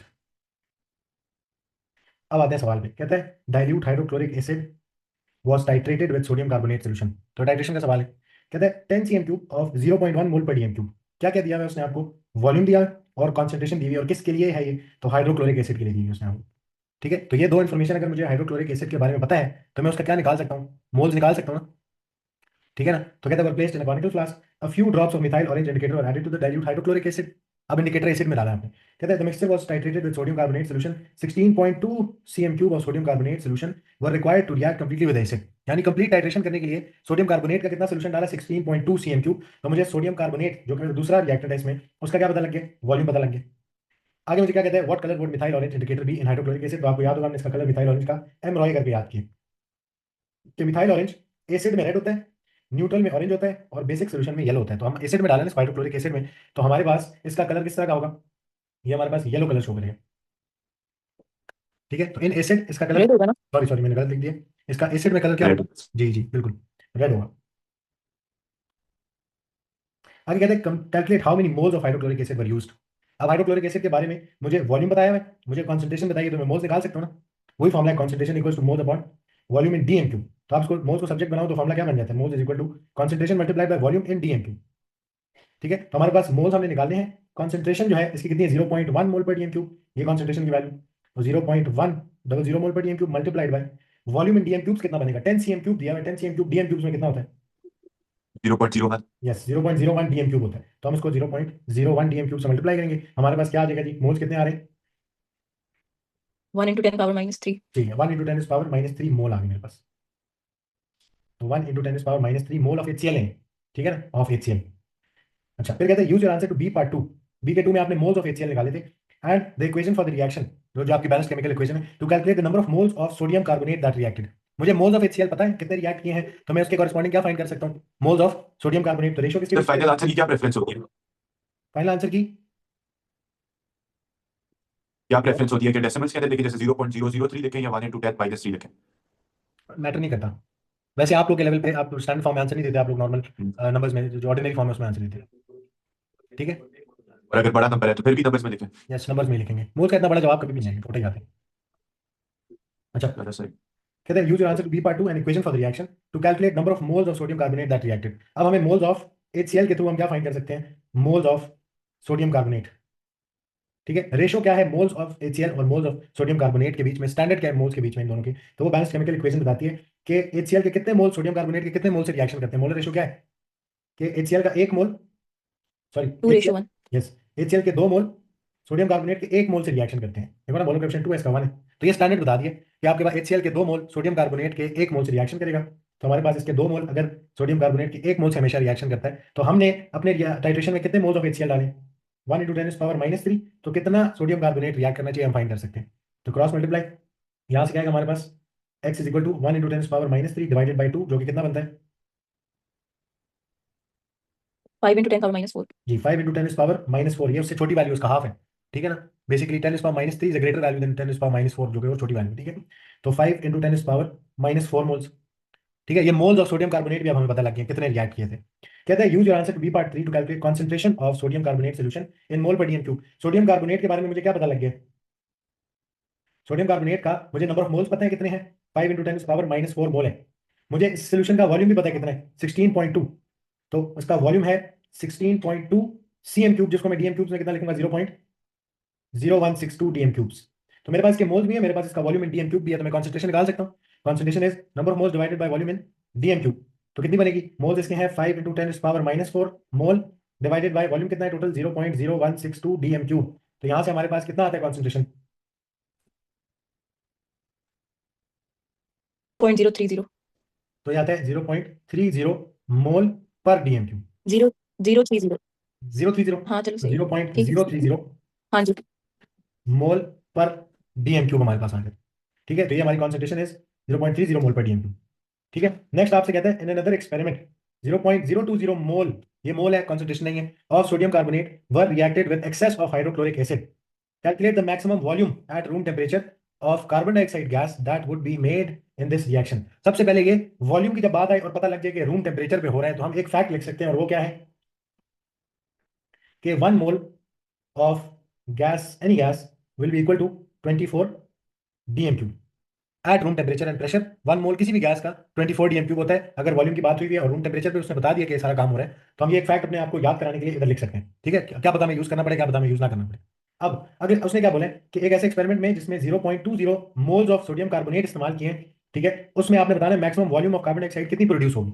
Basically सवाल ये है, how many moles, sorry, what is the volume of carbon dioxide gas produced by 0.20 moles of sodium carbonate. Simply आसान लफ्जों में ये पूछा आपसे। लेकिन मुझे बताओ कि आपके पास इस टाइम पे जब उसने ये सवाल आपसे पूछा है, सोडियम कार्बोनेट जो है उसके कितने मोल्स हैं? 0.20 मोल्स। आप इसके 020 यूज कर रहे हो, लाइट ऑन करो। 020 मोल्स आप इसके यूज कर रहे हो, और HCl किस में यूज किया आपने? एक्सेस में, यानी एक्स्ट्रा यूज किया। ठीक है, तो ये एक्सेस में कौन इन दोनों रिएक्टेंट्स में से कंट्रोल करेगा कितनी कार्बन डाइऑक्साइड बनती है? जी, कौन कंट्रोल करेगा कि कितनी कार्बन डाइऑक्साइड बननी चाहिए? Sodium carbon. Yes, sodium carbonate will control के मैक्सिमम कार्बन डाइऑक्साइड कितना बन सकता है, क्योंकि ये HCl तो एक्सेस में, इसका मतलब है सोडियम कार्बोनेट लिमिटिंग रिएक्टेंट है, और लिमिटिंग रिएक्टेंट डिसाइड करता है कि कब तक प्रोडक्ट बनेगा और कितना बनेगा। उससे ज्यादा नहीं बन सकता जैसे लिमिटिंग रिएक्टेंट खत्म हो जाए। तो मुझे बताओ कि हमें, फिर इसका मतलब है हमें पहले क्या कर लेना चाहिए? हमें मोल्स ऑफ सोडियम कार्बोनेट जो कि हमें पता है, इससे पहले क्या फाइंड कर लेना चाहिए? Moles of carbon dioxide find कर लेना चाहिए कि 0.20 मोल्स ऑफ सोडियम कार्बोनेट कितने मोल्स ऑफ कार्बन डाइऑक्साइड आपको प्रोड्यूस करके देता है। जब मोल्स ऑफ कार्बन डाइऑक्साइड आ जाए तो उसको वॉल्यूम में कन्वर्ट करते हैं फिर। ठीक है, तो पहला स्टेप हम करते हैं, हम निकालते हैं जी moles of sodium carbonate ratio mole of carbon dioxide. अब इसके लिए स्टैंडर्ड चाहिए इक्वेशन से। इक्वेशन स्टैंडर्ड क्या देती है आपको कि 1 मोल ऑफ सोडियम कार्बोनेट हमेशा कितने moles of carbon dioxide produce करके देगा? 1 मोल। ठीक है, 1 mole of sodium carbonate react कराएंगे तो 1 मोल कार्बन डाइऑक्साइड प्रोड्यूस होगी। तो हमें स्टैंडर्ड मिल गया कि इसका 1 मोल आपको इसका 1 मोल बना के देता है। तो अगर हमने इसके 0.020 मोल्स यूज किए हैं तो फिर कितनी कार्बन डाइऑक्साइड के मोल्स बनने चाहिए? तो मुझे बताओ कितने मोल्स ऑफ कार्बन डाइऑक्साइड आएंगे आपके पास? 0.020 मोल। ठीक है, तो ये मोल्स ऑफ कार्बन डाइऑक्साइड है जो सोडियम कार्बोनेट के 0.20 मोल्स ने प्रोड्यूस किया है। उसने आपसे क्या पूछा है? उसने आपसे पूछा है वॉल्यूम ऑफ कार्बन डाइऑक्साइड कितना प्रोड्यूस होगा। तो हमें मोल्स ऑफ कार्बन डाइऑक्साइड पता लग गया कितनी प्रोड्यूस होगी। अब इसी मोल्स को वॉल्यूम में कन्वर्ट कर लो। मुझे बताओ, अब मैं मोल्स ऑफ कार्बन डाइऑक्साइड और वॉल्यूम ऑफ कार्बन डाइऑक्साइड के बीच में रेशियो लगाने लगा। ठीक है ना, तो ये फैक्ट आप अपने दिमाग में लेके आना है आपको। अब सेकंड स्टेप में हम क्या करते हैं? हम सेकंड स्टेप में mole of CO2 and volume of CO2 के बीच में रेशियो लगाते हैं। हमने फाइंड करना है 0.20 मोल्स ऑफ कार्बन डाइऑक्साइड में कितना वॉल्यूम ऑफ कार्बन डाइऑक्साइड है इन डीएम क्यूब्स। तो आपको एक स्टैंडर्ड पता है ना, और वो स्टैंडर्ड क्या है कि eight room temperature and pressure कोई भी गैस होगी तो उसके 1 मोल का वॉल्यूम कितना होता है? 24 डीएम क्यूब होता है। तो अगर 1 mole of carbon dioxide at room temperature and pressure आपके पास 24 डीएम क्यूब है, तो 0.020 मोल्स ऑफ कार्बन डाइऑक्साइड कितना वॉल्यूम होगा? तो यहां से निकालो, x is equal to 24 multiplied by 0.020। कितनी बनती है? 0.48 0.48 48 डीएम क्यूब। ये समझ आया ना, हमने स्टैंडर्ड कहां से निकाला है? ये हमने मोल ऑफ कार्बन डाइऑक्साइड और वॉल्यूम ऑफ कार्बन डाइऑक्साइड के बीच में वो फैक्ट लगाया कि 1 मोल किसी भी गैस की हो, यानी कार्बन डाइऑक्साइड में है अगर, तो उसका वॉल्यूम 24 डीएम क्यूब होगा अगर आपने रूम टेम्परेचर प्रेशर पे काम किया। तो जो आपके पास मोल्स ऑफ कार्बन डाइऑक्साइड है उसके कितना होना चाहिए? इसी को हम डायरेक्टली भी कर सकते थे, और वो किस तरह था कि हम क्या करते, तो ये अगर देख लिया तो एक बार जरा मैं इसको थोड़ी देर रुकता हूँ। इसी को हम एक और तरीके से भी कर सकते थे कि हम मोल ऑफ सोडियम कार्बोनेट और वॉल्यूम ऑफ कार्बन डाइऑक्साइड के साथ डायरेक्ट रेशियो लगा लेते। ठीक है, तो हम डायरेक्टली भी लगा सकते थे रेशियो। उसमें हम क्या करते? उसमें हम लिखते जी मोल ऑफ सोडियम कार्बोनेट और आपके पास वॉल्यूम ऑफ कार्बन डाइऑक्साइड, इसके बीच में रेशियो लगाते हैं। अब इसके लिए एक स्टैंडर्ड चाहिए सोडियम कार्बोनेट और कार्बन डाइऑक्साइड के वॉल्यूम के बीच में, तो वो आपको इक्वेशन देती है स्टैंडर्ड कि 1 mole of sodium carbonate 1 mole of carbon dioxide यानी कितना वॉल्यूम ऑफ कार्बन डाइऑक्साइड देती है? 24 डीएम क्यूब। 1 मोल गैस है ना, तो उसका 24 डीएम क्यूब वॉल्यूम है। तो मेरे पास यहाँ पे रेशियो आ जाती है, इसका 1 मोल मुझे 24 DM cube of carbon dioxide देता है। तो मुझे इसके 0.020 मोल्स कितने, कितना वॉल्यूम ऑफ कार्बन डाइऑक्साइड देंगे? तो यहाँ से डायरेक्ट आ जाता है आपके पास 24 into 0.020 which is equal to 0.48 DM cube दोबारा। ठीक है, लेकिन आप कोशिश क्या करें, पहले सारा मोल्स में काम करके फिर कन्वर्ट करें। आगे चलते हैं नेक्स्ट क्वेश्चन पे। वो कहते हैं compound x contains carbon hydrogen oxygen. तो आपके पास कंपाउंड एक्स है, बेरगल फॉर्मूला का काम करना है हमने, तो हम लिख लेते हैं ये जो कंपाउंड एक्स है इसमें कार्बन है, हाइड्रोजन है और ऑक्सीजन है। फर्स्ट स्टेप क्या होता है, जितनी भी परसेंटेजेस हैं वो बाय मैस है, तो उनको एज मैस लिख दो हर एलिमेंट का। कार्बन कितना परसेंटेज बाय मैस है? 54.54, तो हम इसको 54.54 ग्राम्स ले सकते हैं। हाइड्रोजन कितना है? 9.09, तो 9.09 ग्राम्स ले सकते हैं। ऑक्सीजन कितना है? 36.37, तो 36.37 ग्राम्स। नेक्स्ट स्टेप क्या होता है, इन सारों के मैसेज को इनके मोल्स में कन्वर्ट करना। तो हम सारों को क्या करते हैं, डिवाइड करते हैं इनके एआर से। कार्बन का एआर कितना है? 12 ग्राम्स। हाइड्रोजन का कितना है? 1 ग्राम। और ऑक्सीजन का 16 ग्राम्स। तो हमारे पास मोलर रेशियो आ जाती है सबकी। ठीक है, तो मोलर रेशियो आ जाएगी हमारे पास, कितनी आती है? 54.54 डिवाइड बाई 12, 4.545. जी 4.545 mole, ratio 9.09 moles, ratio 36.37 divide by 16, तो आता है 2.273 मोल। अब हमने ये मोल रेशो आई है डेसिमल फॉर्म में, हमें किस में चाहिए, होल नंबर्स में। तो अगला स्टेप क्या होता है कि सब नंबर्स को, इन तमाम तीनों नंबर्स में से सबसे छोटे नंबर से क्या कर दो, सारों को डिवाइड कर दो। सबसे छोटा नंबर क्या बनता है, 2.273, 2.273 एंड 2.273। तो यहां से हमारे पास रेशो क्या आएगी जी, 1.99. पहला वाला कार्बन की. 1.99, इसका हाँ मतलब जी. कितना हो गया, वो 2 हो गया ना 2. जी, 1.99 यानी 2 आ गया आपके पास। तो ये सॉल्व होकर कितना बनता है, इसको मैं इधर लिख लेता हूँ, ये सॉल्व होकर बन जाता है 2। ये सेकंड वाला कितना आता है, 9.09 डिवाइड बाय 2.273, 3.99. 3.99 यानी 4। 4. और इसी तरह लास्ट वाला 1। तो अब हमें होल नंबर्स में रेशो मिल गया 2:4:1। तो एम्पेरिकल फॉर्मूला क्या बनना चाहिए, एम्पेरिकल फॉर्मूला जो है वो होगा, कार्बन इसमें कितने हैं 2, हाइड्रोजन उसमें कितने आएंगे 4, ऑक्सीजन उसमें कितने आएंगे 1। ये एम्पेरिकल फॉर्मूला बन गया हमारा। ठीक है, आगे कहते हैं compound x has the molecular mass mr of 88, ये mr दे दिए। Reduce the molecular formula of compound x, molecular formula निकालना है, मॉलिक्यूलर मास दे दिया है। तो मॉलिक्यूलर फॉर्मूला निकालने के लिए हमें क्या करना पड़ता है, molecular formula is equal to n times empirical formula,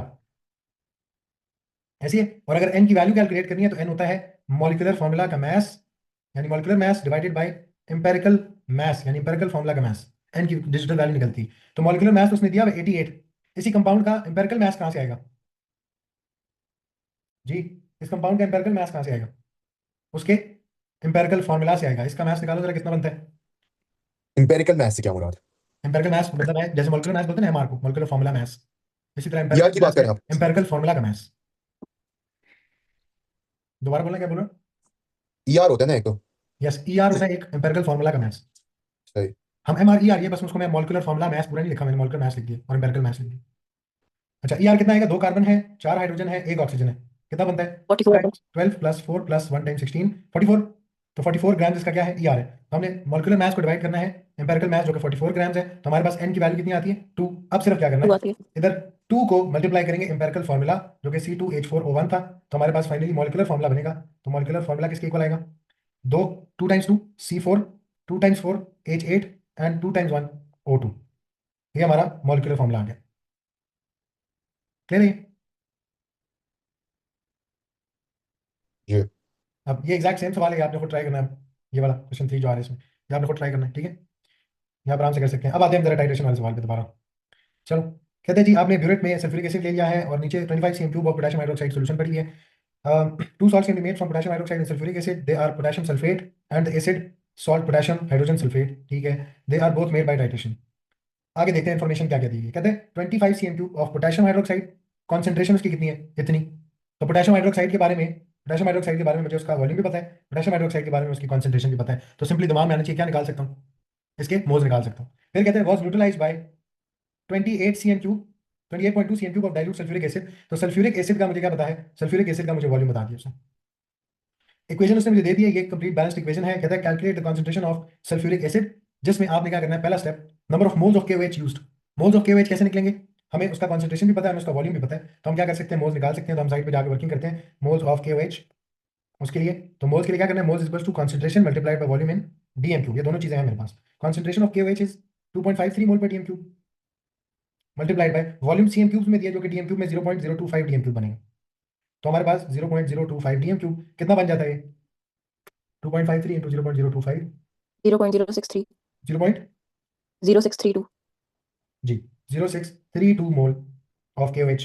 तो हमारे पास आंसर आ गया। अब हम इसको इधर लिख सकते हैं कि 0.0632 मोल्स हैं। Number of moles of H2SO4 needed to neutralise the KOH। तो KOH कितने मोल्स हैं, इसके साथ कितने मोल्स ऑफ H2SO4 खर्च होंगे, वो आपसे ये पूछ रहे हैं। तो पहले हमें क्या करना होता है, अब हमें पहले KOH और H2SO4 के बीच में, मोल्स के बीच में क्या चाहिए, स्टैंडर्ड। तो हम इक्वेशन को देखते हुए इधर लिखते हैं कि moles of KOH and mole of H2SO4 के बीच में स्टैंडर्ड क्या है इक्वेशन में, कि इसके 2 मोल इसके 1 मोल से रिएक्शन करते हैं H2SO4 के, यानी 2 moles of KOH always react with 1 mole of H2SO4। तो अगर KOH के आपने 0.0632 मोल्स यूज किए हैं तो फिर H2SO4 के कितने मोल्स चाहिए होंगे। तो क्रॉस मल्टीप्लाई कितना बनता है हमारे पास, 0.0632 divided by 2 is equal to x, जो कि इसका हाफ बनेगा। तो हमारे पास आता है 0.0316। 0316. ठीक है, 162 लिख लेते हैं चलो। तो ये मोल्स ऑफ H2SO4 हमने निकाल ली जो रिक्वायर्ड थे टू रिएक्ट विद KOH, ठीक है। उसने मोल्स ऑफ H2SO4 नीडेड पूछे हैं जो KOH के साथ रिएक्शन करेंगे। 0.03162। आगे कहते हैं concentration of dilute sulphuric acid. अब सल्फ्यूरिक एसिड की कॉन्सेंट्रेशन निकालने के लिए मैं इधर इसको इरेज करूं, ठीक है, प्रीवियस वर्किंग को। सल्फ्यूरिक एसिड की कॉन्सेंट्रेशन निकालने के लिए मुझे क्या चाहिए, उसके मोल्स चाहिए और उसका वॉल्यूम चाहिए इन डीएम क्यूब। क्या मैंने मोल्स ऑफ सल्फ्यूरिक एसिड निकाल लिए? बिल्कुल निकाले, मोल्स है मेरे पास। क्या मैंने, मुझे उसका वॉल्यूम पता है? बिल्कुल पता है, 28.2 सीएम क्यूब है, जो कि डीएम क्यूब्स में 0.0282 बन जाएगा डीएम क्यूब्स, ठीक है। तो अब हमारे पास उसके मोल्स भी हैं, उसका वॉल्यूम में डीएम क्यूब भी है। तो सल्फ्यूरिक एसिड के मोल्स थे 0.03162 मोल और उसका वॉल्यूम इन डीएम क्यूब कितना था? 0.0282 डीएम क्यूब। तो यहां से हम इसकी कॉन्सेंट्रेशन निकाल सकते हैं जो कि कितनी आएगी?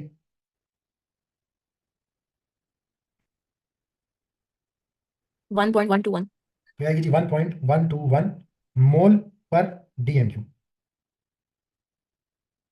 क्लियर है? तो देखो आसान सा होता है टाइट्रेशन, कहीं मुश्किल नहीं है। आपने सिर्फ पता करना है कि मैं दो चीजें इस्तेमाल करनी है, एक कॉन्सेंट्रेशन वाला फॉर्मूला बार बार इस्तेमाल होगा और एक आपने मोल्स की स्टोइकियोमेट्री सही फॉलो करनी है। तो फायदा क्या है उसका? क्या हुआ? फायदा क्या है इसका? किस चीज का फायदा क्या है? टाइट्रेशन का, सारी कैलकुलेशन का। चलिए टाइट्रेशन का फिर भी समझा देते, कैलकुलेशन का क्या फायदा है? कैलकुलेशन का क्या फायदा है? हाँ, मोल्स फाइंड करें, कॉन्सेंट्रेशन फाइंड करें। हाँ, तो आपको पता लग गया ना कि जो नीचे सोल्यूशन पड़ा हुआ है उसकी क्या कॉन्सेंट्रेशन है। वो तो सही है, लेकिन उसकी जरूरत क्यों? उसकी जरूरत ये है कि आपने जब फर्दर आगे किसी सोल्यूशन के साथ इसको अगर रिएक्ट कराना होगा और स्पेसिफिक कॉन्सेंट्रेशन वाला सोल्यूशन चाहिए होगा तो आप उधर उसके साथ तब रिएक्शन कराओगे। इसी सोल्यूशन से आप और डिफरेंट सोल्यूशन बना सकते हो जिनकी कॉन्सेंट्रेशन जो है और ज्यादा डाइल्यूट कर सकते हैं, डाइल्यूशन कर सकते हैं। अगर हमें स्पेसिफिक कॉन्सेंट्रेशन का सोल्यूशन चाहिए हम ये सोल्यूशन उठा के इससे फर्दर बना सकते हैं। राइट। हम्म। आगे आपसे कहते हैं क्वेश्चन पार्ट 2 में अच्छा ये सवाल में आप लोग के लिए छोड़ो, ठीक है, ये थोड़ा सा ट्रिकी सवाल है, इस पर थोड़ा सा गौर करना।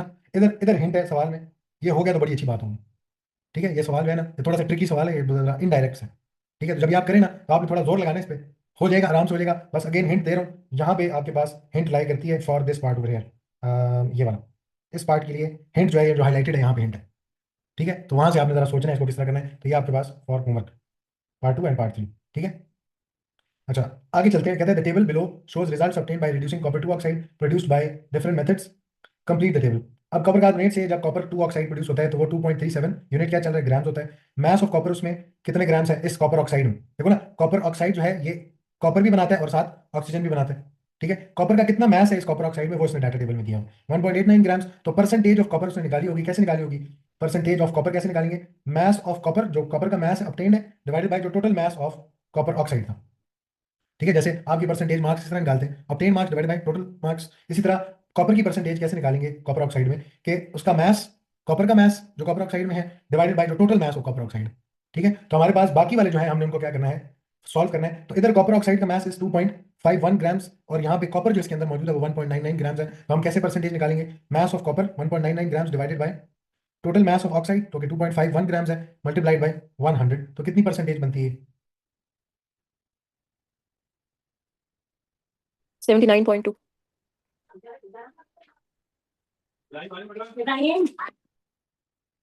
तो फर्स्ट सेकंड और थर्ड ये इसी तरह करेंगे ना, जो गिवन मास ऑफ कॉपर उसको डिवाइड करने टोटल मास से ऑफ द ऑक्साइड और मल्टीप्लाई बाय 100 तो परसेंटेज निकल आएगी। तो फर्स्ट वाली हमारे पास, मैं खुद ही कर लेता हूँ बेशक, हमारे पास आता है 1.99 डिवाइडेड बाय 2.51, तो ये बनता है जी 0.792 मल्टीप्लाई 100 करेंगे तो 79.2% बन जाएगा। परसेंट लिखना नहीं है साथ क्योंकि ऊपर उसने परसेंटेज खुद से यूनिट बताया हुआ कि परसेंटेज में हमारा, ठीक है। तो परसेंट लिखने की जरूरत नहीं है, सिर्फ 79.2 लिख के दो उसको। अच्छा फिर नेक्स्ट वाला है जिसमें हमारे पास कॉपर का mass is 1.68 divided by total mass is 2.11 multiplied by 100, तो हमारे पास बनता है ये 76.0, ठीक है। और लास्ट वाला जो है उसमें हमारे पास 1.94 divide by 2.29, 1.94 divided by 2.29 grams जो कि कितना बनता है हमारे पास 84.7 ग्राम, 84.7% कॉपर है उसमें, ठीक है। तो हमारे पास हमने इसको इस तरह करना था इस टेबल को। नेक्स्ट सर ये अगेन वाला गलत है ऊपर वाला, जी, क्या हुआ उसको? ये 79.6 है जो आपने 76.0 लिखा हुआ है। 2 अच्छा सॉरी मैं 2.2 नहीं ना 1.94 है, 1.94 डिवाइडेड बाय 2.29, 70 नहीं नहीं, ये वाला 76.0 वाला जो है वो गलत है। 1.68 डिवाइडेड बाय 2.11, 1.68 डिवाइडेड बाय 2.11, 79.6, जी जी ठीक है, याद है 79.6%।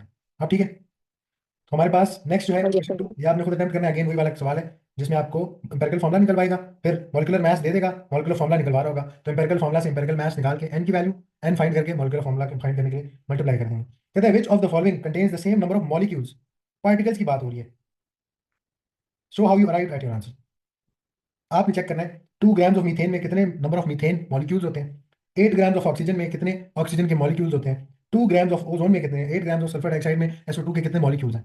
ठीक है, तो ये सारों को सॉल्व करने के बाद हमें तब पता लगेगा कि किसमें सेम नंबर ऑफ मॉलिक्यूल्स आ रहे हैं।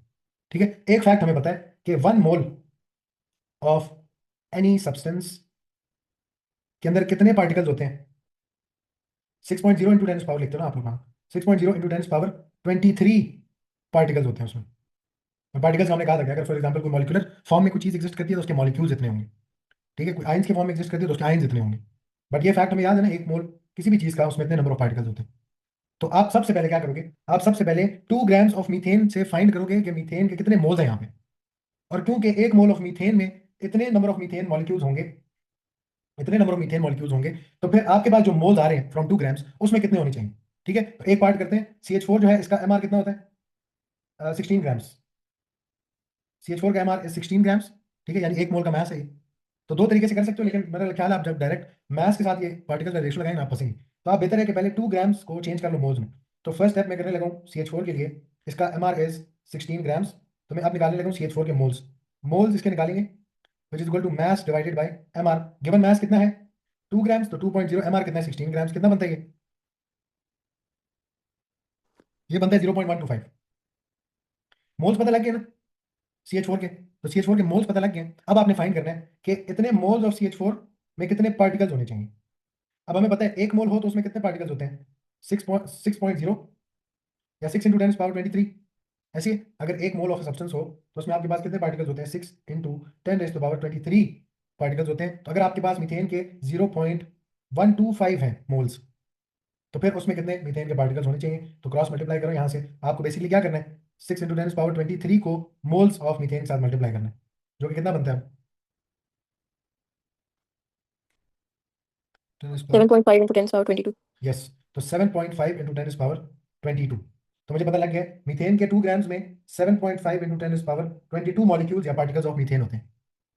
ठीक है, इसके नंबर ऑफ पार्टिकल्स इतने हैं। इसी तरह ऑक्सीजन के लिए भी करेंगे, इसी तरह ओजोन के लिए भी करेंगे, इसी तरह सल्फर डाइऑक्साइड के लिए भी करेंगे। और फिर हमें पता लग जाएगा कि किन दो ऐसे ऑप्शंस हैं जिनमें हमारे पास सेम नंबर ऑफ मॉलिक्यूल्स आ रही हैं। ठीक है, एक और अप्रोच सुन लो कि अगर आपको थोड़ा सा डायरेक्ट करना है इसको, तो आप रेशियो लगा लो मास ऑफ मीथेन और नंबर ऑफ पार्टिकल्स के बीच में, ताकि आपको मोल्स में कन्वर्ट ना करना पड़े। Mass of CH4 and mole sorry particles and particles के बीच में ऑफ CH4। अब आपको स्टैंडर्ड क्या पता है कि अगर इसी मीथेन का एक मोल का मास हो, हमें पता है ना एक मोल ऑफ मीथेन उसका मास कितना होता है 16 ग्राम्स होता है, और एक मोल है तो उसमें पार्टिकल्स कितने होंगे 6 इंटू 10 पावर 23, और उसका वॉल्यूम कितना होगा 24 dm3। तो हम मास ऑफ मीथेन और नंबर ऑफ पार्टिकल्स के बीच में रेशियो लगा सकते हैं। स्टैंडर्ड ये है कि एक मोल जिसका मास बेसिकली 16, अगर हम डायरेक्टली मास से नंबर ऑफ पार्टिकल्स में जाना चाहते हैं, हमें पता है ना एक मोल ऑफ CH4 का मतलब है कि वो 16 ग्राम्स ऑफ CH4 है। 16 ग्राम्स इज इक्वल टू एक मोल ऑफ CH4। तो आप एक मोल का मास डाल दो डायरेक्टली कि 16 ग्राम जो कि एक मोल ऑफ CH4 है उसके अंदर कितने होंगे 6.02 इंटू 10 पावर 23। अगेन मैं वही ये लेवल वाली वैल्यू लिख देता हूँ आपके लिए, सिर्फ 6 इंटू 10 पावर 23, 6 इंटू 10 पावर 23 होंगे। तो आपके पास जो मास है 2.0 ग्राम्स उसमें कितने होने चाहिए। तो आप देखो क्या हो रहा है, ये आपके पास आएगा x is equal to 6 into 10 power 23 multiplied by 2 grams divide by 16 grams. ठीक है, तो यहाँ से भी आप देखोगे तो आपके पास वही आना चाहिए 7.5 इंटू 10 पावर 22 ही आ रहा होगा। ठीक है, इसी तरह बाकियों के लिए ऑक्सीजन के लिए भी करना है। तो ऑक्सीजन के लिए निकालने अगर तो जरा कैलकुलेटर चलाना, ऑक्सीजन के लिए करो 6 इंटू 10 पावर 23, ऑक्सीजन के लिए करो 6 into 10 power 23 multiplied by 8 divided by oxygen होती है 32 ग्राम्स, O816 है और दो ऑक्सीजन इसमें हमारा उसका 32 है। ये कितना आता है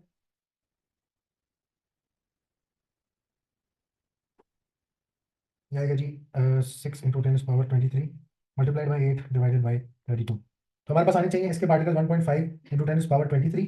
ठीक है, इसी तरह जो ओजोन है उसमें 3 ऑक्सीजन है, उसका एमआर कितना बनेगा 48 बनेगा, 48 ग्राम्स।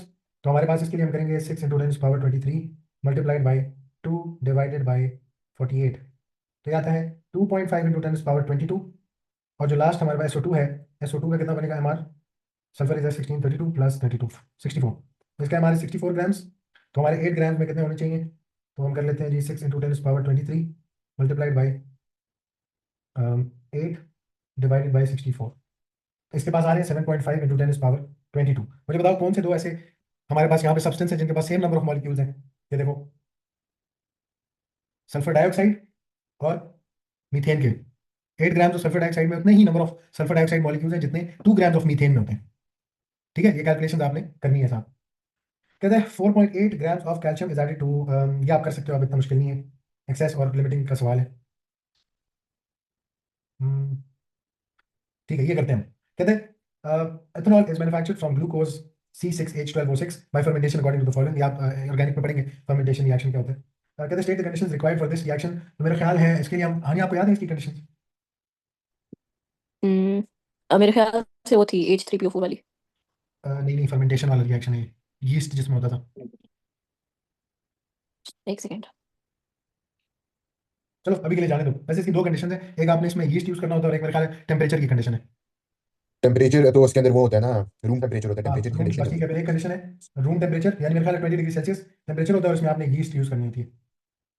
वो याद नहीं है मुझे भी, याद करेंगे फिर हम दोबारा। सिस्टम क्लोज्ड होना होता है, और ये होता है कि यस, वो आप उसको बंद करते हैं, उसको बिल्कुल सील करते हैं आप उसके कंटेनर को। कहते हैं इन एक्सपेरिमेंट 30 ग्राम्स ऑफ ग्लूकोज, जिसका मामला कहता है C6H12O6 was fermented, calculate number of moles of glucose in 30 grams of glucose। Mole of glucose निकालनी है, मास दिया है तो हम क्या करेंगे, mole of glucose will be equal to mass divided by mr of glucose.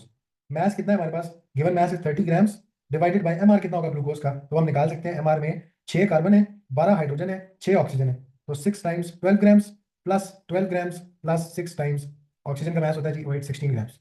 कितना बनेगा ये 6 इंटू 180। जी 180, हाँ जी। 180 ग्राम्स mr आ गया, mr से डिवाइड करो, 180 ग्राम से तो ये कितना बनता है 30 बाई 180, 0.1666 मोल्स। हाँ जी। ठीक है, तो हमने मोल्स निकाली 0.1666 moles. Calculate the maximum mass of ethanol that could B obtained from 30 grams of glucose, जिसको हमने अब मोल्स की टर्म्स में लिख लिया, तो इसको हम काटते हैं यहाँ से और हम लिख लेते हैं 0.1666 मोल्स ऑफ ग्लूकोज से कितना मास ऑफ एथेनॉल प्रोड्यूस हो सकता है वो फाइंड करना है। ठीक है, तो मैं पहले क्या कर लेता हूँ, अब दो तरीके हैं, या तो आप मोल ऑफ ग्लूकोज और मास ऑफ एथेनॉल के बीच में डायरेक्ट रेशियो लगा लो और इक्वेशन से देख लो स्टैंडर्ड्स क्या बनते हैं, या फिर आप पहले मोल ऑफ ग्लूकोज और मोल ऑफ एथेनॉल के बीच में रेशियो लगाएं, मोल ऑफ एथेनॉल आ जाए तो उन मोल को कन्वर्ट कर लो इनटू मास। ठीक है, तो पहले हम जरा करते हैं मोल से। पहला step, mole of glucose ratio mole of ethanol. Mole of glucose हमने यूज किया 0.1666। ठीक है, और एथेनॉल फाइंड करना है कितना प्रोड्यूस होगा, तो हमें मोल्स के बीच में पहले क्या चाहिए, एक स्टैंडर्ड चाहिए, इक्वेशन बताएगी कि एक मोल ऑफ ग्लूकोज कितने मोल ऑफ एथेनॉल देता है, 2 मोल ऑफ एथेनॉल प्रोड्यूस करके देता है। तो हमारे पास 1 mole of glucose gives us 2 moles of ethanol, तो अगर हमने ग्लूकोज के 0.1666 मोल्स यूज किए तो फिर कितने प्रोड्यूस होने चाहिए, cross multiply x will be equal to 2 into 0.1666, तो वो कितना बनेगा 0.3332 ट्रिपल 32। 0.3332 मोल्स। ये मोल ऑफ एथेनॉल आ गया हमारे पास। अब मोल ऑफ एथेनॉल हो आपके पास तो मास निकाल सकते हैं, क्योंकि हमें पता है एथेनॉल है, जिसका फॉर्मूला भी पता है हमें, तो हम उसका एमआर निकाल सकते हैं ना। एथेनॉल इज C2H5OH, तो इसका एमआर निकाल सकते हैं ना, मोल्स इक्वल मास अपॉन एमआर करके, मोल्स पता है, एमआर हम फाइंड कर सकते हैं, मास निकाल लेंगे। ठीक है, तो सेकंड स्टेप में हम ये काम करेंगे। एमआर निकालते हैं, 2 कार्बन है, 6 हाइड्रोजन है, 1 ऑक्सीजन है, तो कितना मास एमआर बनेगा इसका, 46। तो 46 ग्राम जिसका एमआर है। तो अब आपके पास नंबर ऑफ मोल्स है 0.3332 मोल्स इज इक्वल टू, मास निकालना चाहते हैं, एमआर इज 46, तो 46 से मल्टीप्लाई करो, मास जो कि कितना आएगा 15.327। जी 15.327 ग्राम्स। ठीक है, तो 15.327 ग्राम्स हमारे पास आ रहे हैं। अब ये तरीका था कि पहले हम मोल्स फाइंड कर लें, फिर मोल्स को हम कन्वर्ट कर लें इनटू मास। आप डायरेक्टली मास की रेशियो भी लगा सकते हो, लेकिन उसमें थोड़ा सा ध्यान करना है, उसमें थोड़ा सा ख्याल करना है। अगर मैं मोल ऑफ ग्लूकोज है मेरे पास, ठीक है, और मास ऑफ एथेनॉल के बीच में रेशियो लगाना चाहते हो, तो इक्वेशन मुझे क्या बताती है कि 1 मोल ऑफ ग्लूकोज आपको कितना मास ऑफ एथेनॉल देता है, 2 टाइम्स उसका मोलर मास देता है। ठीक है, वो बेसिकली इक्वेशन मोल की रेशियो में क्या कहती है कि 1 मोल ऑफ ग्लूकोज आपको 2 मोल ऑफ एथेनॉल देता है, यानी टोटल मास ऑफ एथेनॉल कितना देता है, 1 मोल का मास was 46, तो 2 टाइम्स वो मास आपको प्रोवाइड करता है, 2 मोल के लिए मास देता है आपको, तो 2 टाइम्स 46 जो कि कितना बनेगा 92। 92 ग्राम्स ऑफ एथेनॉल देता है आपको। ठीक है, इसका 1 मोल आपको इसके 92 ग्राम्स देता है। तो आप जरा करते हैं, हमारे पास 1 mole of glucose gives us 92 grams of ethanol, तो अगर 0.1666 है तो हमारे पास कितने ग्राम्स, अब डायरेक्टली जवाब निकलेगा, तो x is equal to 92 into 0.1666 जो कि कितना बनता है 15.327। यस, तो 15.327 ग्राम्स। वही आ रहा है ना, तो आप सिर्फ आपने स्टैंडर्ड जो निकाली आप इक्वेशन से, वो मास ऑफ एथेनॉल और मोल ऑफ ग्लूकोज के बीच में थी। जिस तरह हम वो टेबल बना के सारी स्टैंडर्ड्स लिखते थे, वॉल्यूम के लिए, मोल्स के लिए, नंबर ऑफ पार्टिकल्स के लिए, ठीक है, मास के लिए, और फिर हम कहते थे इनमें इंटर रिलेशन भी हम कर सकते हैं। Calculate the volume of carbon dioxide at room temperature and pressure. अब at room temperature and pressure है और वॉल्यूम ऑफ गैस की बात हो रही है, तो फैक्ट क्या है कि 1 mole of any gas at RTP is equal to 24 dm cube, या इसको हम 24,000 cm क्यूब भी लिख सकते हैं, ठीक है। तो वॉल्यूम ऑफ कार्बन डाइऑक्साइड पूछ रहे हैं, that can be obtained from 30 grams of glucose, यानी कितने मोल्स ऑफ ग्लूकोज, मोल से हम ज्यादा कंफर्टेबल है, 0.166 मोल ही हमने इसको बताया था ना, कितने मोल्स हैं इसमें, तो इतने मोल्स ऑफ ग्लूकोज से कितना volume of carbon dioxide produce होता है वो फाइंड करना है। तो अब अगेन दो तरीके हैं, पहला तरीका है कि आप मोल ऑफ ग्लूकोज से क्या फाइंड कर लें, मोल ऑफ कार्बन डाइऑक्साइड, और फिर सेकंड स्टेप क्या करें, सेकंड स्टेप में मोल ऑफ कार्बन डाइऑक्साइड और वॉल्यूम ऑफ कार्बन डाइऑक्साइड में रेशियो लगा लो कि एक मोल ऑफ कार्बन डाइऑक्साइड अगर 24 डीएम क्यूब है, तो जो मोल्स ऊपर से प्रोड्यूस हुए हैं उसमें फिर कितना आपके पास जो है वॉल्यूम होना चाहिए, ठीक है। तो हम उसको फाइंड कर सकते हैं। दूसरा तरीका क्या है कि आप डायरेक्टली मोल और वॉल्यूम के बीच में रेशियो लगा लो, मोल और उससे directly volume of, mole of glucose ratio volume of carbon dioxide. अब हमें इक्वेशन बताएगी कि कितना कार्बन डाइऑक्साइड प्रोड्यूस होता है, एक मोल ऑफ ग्लूकोज आपको कितने मोल ऑफ कार्बन डाइऑक्साइड देती है, हाँ जी, 2 मोल देती है ना, और अगर 2 मोल कार्बन डाइऑक्साइड है तो इसका वॉल्यूम कितना प्रोड्यूस हो रहा है यहाँ पे, 48 48 dm डीएम क्यूब। क्यूब, यानी एक मोल of glucose 48 DM cube of carbon dioxide देती है, एक मोल से 48 DM cube of carbon dioxide produce होती है। तो हमारे पास 0.1666 मोल्स हैं, उससे कितनी होनी चाहिए,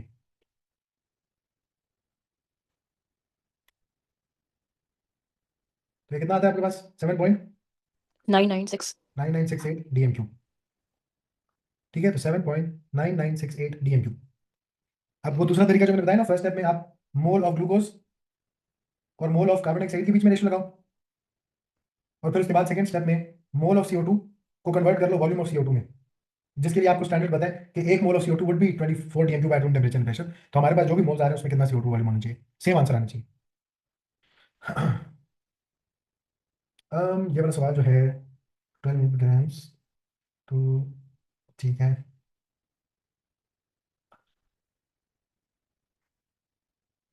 number of moles of H2SO4 उसने आपको दे दिया है, नंबर ऑफ मोल्स ऑफ निकल reacted, mass of nickel carbonate reacted, mass of unreacted निकल कार्बोनेट, ठीक है। मैं 4 हो गया, मैं आपको दे दूं करने के लिए, हाँ ये एक बार ट्राई करो, ना हुआ तो फिर मैं करा दूंगा, ठीक है। ये एक बार ट्राई करें, मुश्किल नहीं है, सिर्फ इसमें ना एक बात आ रही है कि आपके पास निकल कार्बोनेट रिएक्टेड, और क्योंकि एक्सेस में यूज किया था ना, तो हमारे पास कुछ निकल कार्बोनेट अनरिएक्टेड भी बचेगी, वो अनरिएक्टेड फाइंड करने की वजह से सिर्फ मैं आपको कह रही हूँ, आप जरा एक बार खुद अटेम्प्ट करें, ठीक है ना, कि हमें पता होता है ना कि टोटल कितना है, और टोटल में से अगर हमें पता लग जाए रिएक्टेड पार्ट कितना है, तो हमें कौन से मोल्स मिल जाएंगे, अनरिएक्टेड मिल जाएंगे। अगर टोटल अमाउंट में से मैं रिएक्टेड अमाउंट को माइनस कर दूं तो मुझे अनरिएक्टेड अमाउंट मिल जाएगी, ये हिंट है। बाकी आप सवाल आप फिर उसको अटेम्प्ट करेंगे। 10, ठीक है, एक्सपेरिमेंटल यील्ड वाला सवाल है, परसेंटेज यील्ड आपने बतानी है, ठीक है, एक बार जरा उसको अटेम्प्ट करने लाजमी। Five mole 3 grams of 12 grams, mass of 1 मोल का, ठीक है।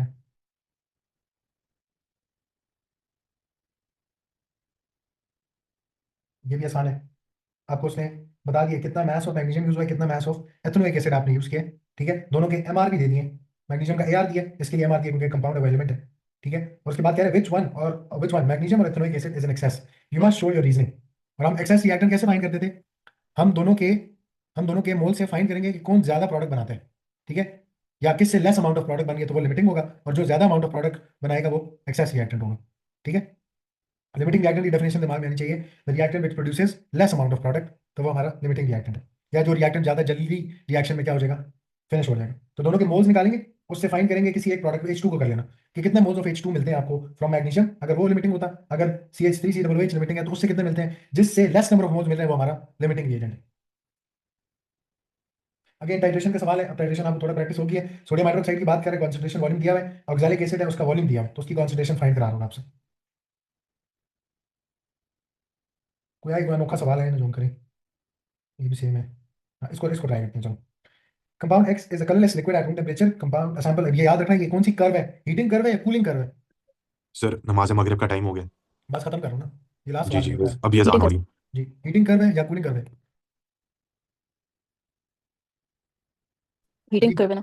हीटिंग कर्व है, टेम्परेचर क्या कर रहा है हमारा, राइज कर रहा है, इसका मतलब हम हीट कर रहे हैं सब्सटेंस को। तो एक प्योर सैंपल ऑफ एक्स है, वॉज हीटेड फ्रॉम, ये कौन सा टेम्परेचर है, starting -5 degree Celsius, which is below it's melting point, 290 degree Celsius जो कि हमारा फाइनल टेम्परेचर है, which is above its boiling point. Its temperature is measured every minute and the results are represented on the graph. ठीक हो गया, मुझे बताओ heating curve के जो दो फ्लैट पोर्शन होते हैं, ये जो दो फ्लैट पोर्शंस हैं ये किसको रिप्रेजेंट करते हैं? पहला फ्लैट पोर्शन किसको रिप्रेजेंट करते हैं, कौन से प्रोसेस को? मेल्टिंग को। सेकंड मेल्टिंग फ्लैट को पोर्शन किसको रिप्रेजेंट करता है? बॉइलिंग को। बॉयल जी। और इनके कॉरस्पॉन्डिंग जो वाई एक्सिस पे टेम्परेचर्स आते हैं ये कौन होगा इसका? Boiling point. और ये जो टेम्परेचर टी है ये कौन सा होगा हमारा? मेल्टिंग पॉइंट, जहां मेल्टिंग हो रही थी। Complete the equation for the equilibrium present in the region B C. B C में मेल्टिंग हो रही है, ठीक है। तो ये सॉलिड किसके साथ, या ये सॉलिड किस में कन्वर्ट हो रहा होगा? लिक्विड में ना, अपनी लिक्विड स्टेट में। तो एक्स लिक्विड के साथ ये क्या होगा? इक्विलिब्रियम में होगा, क्योंकि अभी पूरे तरीके से कन्वर्ट नहीं हो। सही है। तो during melting solid is going into liquid. वो ये सवाल पूछ रहा है आपसे, what is the significance of temperature T C? T C की क्या सिग्निफिकेंस है? वो मेल्टिंग पॉइंट है। It is the melting point of of कौन? एक्स। एक्स क्या चीज है? Sample of pure X. X is colourless liquid of compound X बोल देते हैं। कंपाउंड एक्स का मेल्टिंग पॉइंट है वो टीसी वाले temperature. What is the physical state of compound X in the region E F? E F, E और F वाले reason में इसकी क्या स्टेट है? बॉइलिंग खत्म हो गया, अब ई से एफ टेम्परेचर राइज कर रहा है, तो क्या स्टेट है इसकी? गैशियस। फिर उसके बाद what would be the difference in B C if an impure sample of X had been used? Difference in region B C if an impure sample of X. Region B C अगर impure sample of x होता तो melting point क्या हो जाता? या ज्यादा देर melting करनी पड़ती या कम देर मेल्टिंग करनी पड़ती अगर इम्प्योर सैंपल होता? ये मेरा ख्याल है ज्यादा देर। कराया नहीं है, बट हो सकता है कि हमें लॉन्गर लॉन्गर फ्लैट पोर्शन नजर आए। ठीक है। इंप्योरिटी के आने से मेल्टिंग पॉइंट को क्या इफेक्ट पड़ता है वो हम जरा आपको एक नोट लिखवा दूंगा मैं, ठीक है। ये मैंने कराया भी। Compound x is hydrocarbon, it contains 85%। ये और the mass 1 mole of x is 84। What is the percentage of hydrogen in the compound? मुझे बताओ। कंपाउंड एक्स हाइड्रोकार्बन, मैं बता देता हूँ हाइड्रोकार्बन होते हैं जिसमें सिर्फ कार्बन होती है और सिर्फ हाइड्रोजन होती है, ठीक है। कार्बन हाइड्रोजन के अलावा कोई एलिमेंट नहीं होता। तो अगर ये दोनों मिलकर 100% मास बना रहे हैं जिसमें से कार्बन 85.7% है, तो हम हाइड्रोजन की परसेंटेज निकाल सकते हैं कितनी होगी? 100 में से कार्बन की परसेंटेज माइनस कर दूं, टोटल हाइड्रोकार्बन 100% है, उसमें कार्बन इज 85.7%, तो हम माइनस कर दें तो हमें हाइड्रोजन की पता लग जाएगी ना कितनी परसेंटेज है उसमें, हाँ मतलब जी। हाइड्रोकार्बन। तो आप माइनस करेंगे ना 100 माइनस 85.7, 14.3 आता है। यस। तो 14.3 आपके पास परसेंट इसमें क्या है? हाइड्रोजन है। तो अब जब आपको पता लग गया कार्बन इसमें इतना परसेंट है बाय मास, इसी तरह जो हमारा हाइड्रोजन है उसमें इतना परसेंट है बाय मास, तो हम क्या कर सकते हैं? एम्पिरिकल फॉर्मूला कैलकुलेट कर सकते हैं, ठीक है। तो carbon hydrogen, carbon is 85.7 grams और ये 14.3 ग्राम्स। वही सारी वर्किंग करके सिंप्लीफाई करने के बाद हम क्या करेंगे? हम इसका एम्पिरिकल फॉर्मूला लिखेंगे जिसमें इनकी एक एक अपनी अपनी वैल्यू होगी। जब एम्पिरिकल फॉर्मूला लिख लिया तो उसने आपको इस कंपाउंड का 1 मोल का मास दे दिया, एमआर दिया हुआ है। आपने molecular formula of compound x निकालना है। एम्पिरिकल फॉर्मूला इधर से निकल आएगा, निकालने के बाद उसका एम्पिरिकल मास निकाल लो, फिर मॉलिक्यूलर मास उसने आपको दिया हुआ था ऊपर, आप उधर से फिर मॉलिक्यूलर फॉर्मूला कैलकुलेट कर सकते हैं, ठीक है। तो ये हमारे पास, अब मैं इधर तरफ सुन लो। एक ये सवाल है, अब जो जो सवाल मैंने छोड़ा है ना वो वाला सवाल आपने जो है कंप्लीट करने हैं। जैसे कि ये थर्ड क्वेश्चन, ये वाला सवाल ये आपने कंप्लीट करना है, ये वाला सवाल आपने कंप्लीट करना है। अब्दुल्ला, ये क्वेश्चन 2 आपने कंप्लीट करना है। बस वो प्रैक्टिस है, आपका हाथ बैठ जाएगा एक बार माउस पे तो बड़ा बड़ा काम आसान हो जाएगा। क्वेश्चन 6 आपने करना है, एक ये वाला सवाल आपने करना है, ये भी करना है टाइट्रेशन वाला सवाल, एक ये सवाल है, एक आपके पास ये वाला सवाल है। बस।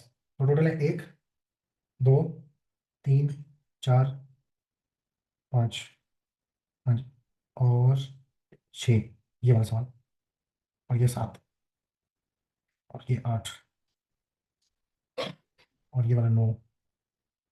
9 टोटल क्वेश्चन है। ये 9 क्वेश्चन आपने फॉर प्रैक्टिस करने हैं। मैं एक बार जरा दिखा देता हूँ, फॉर एग्जाम्पल अगर आपसे घूम जाते हैं तो आपको पता हो कौन कौन सा करना है। एक ये सवाल है, ठीक है। फिर आपके पास एक ये वाला सवाल है, फिर एक ये वाला सवाल है, फिर एक ये वाला सवाल है, फिर ये वाला सवाल करना है, एक ये सवाल करना है, एक ये टाइट्रेशन वाला करना है सी पार्ट, एक ये वाला करना है, और मेरे ख्याल ये लास्ट है जी, ठीक है। ये कंप्लीट करना है, फिर बाकी फिर हम देखते हैं, मंडे को मिलते हैं, ठीक हो गया?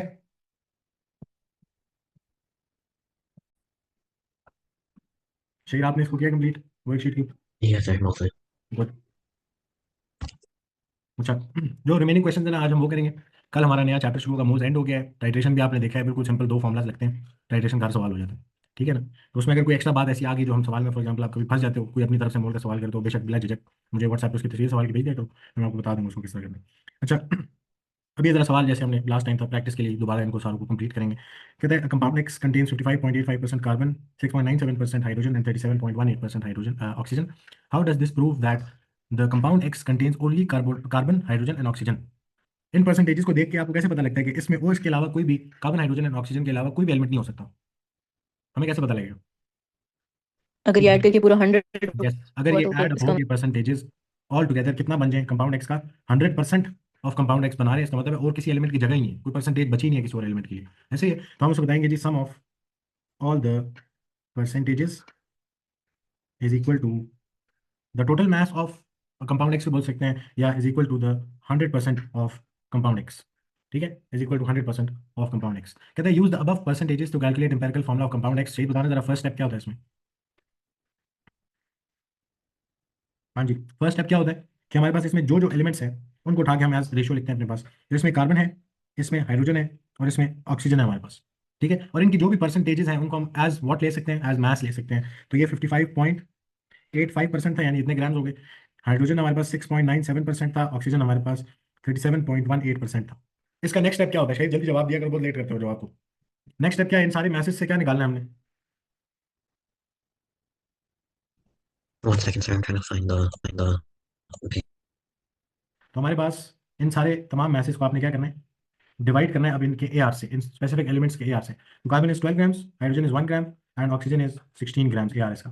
डिवाइड करने के बाद आपके पास आ जाती है मोलर रेशियो, लेकिन डेसिमल फॉर्म में। तो पहले वाला बनता है 4.56 कार्बन के लिए आ रहा है डिवाइड होने के बाद, फिर आता है 6.97 और फिर आता है हमारे पास 37.18 डिवाइडेड बाई 16। तो ये हमारे पास आता है 2.323। पहला नेक्स्ट वाला 4.654 है। सॉरी 55.85 डिवाइडेड बाई 12 है ना? हाँ जी, 4.65 ही बोला ना? अच्छा 4.56 आपने 5 6 लिखा है। अच्छा अच्छा, तो ये हमारे पास 4.654 है।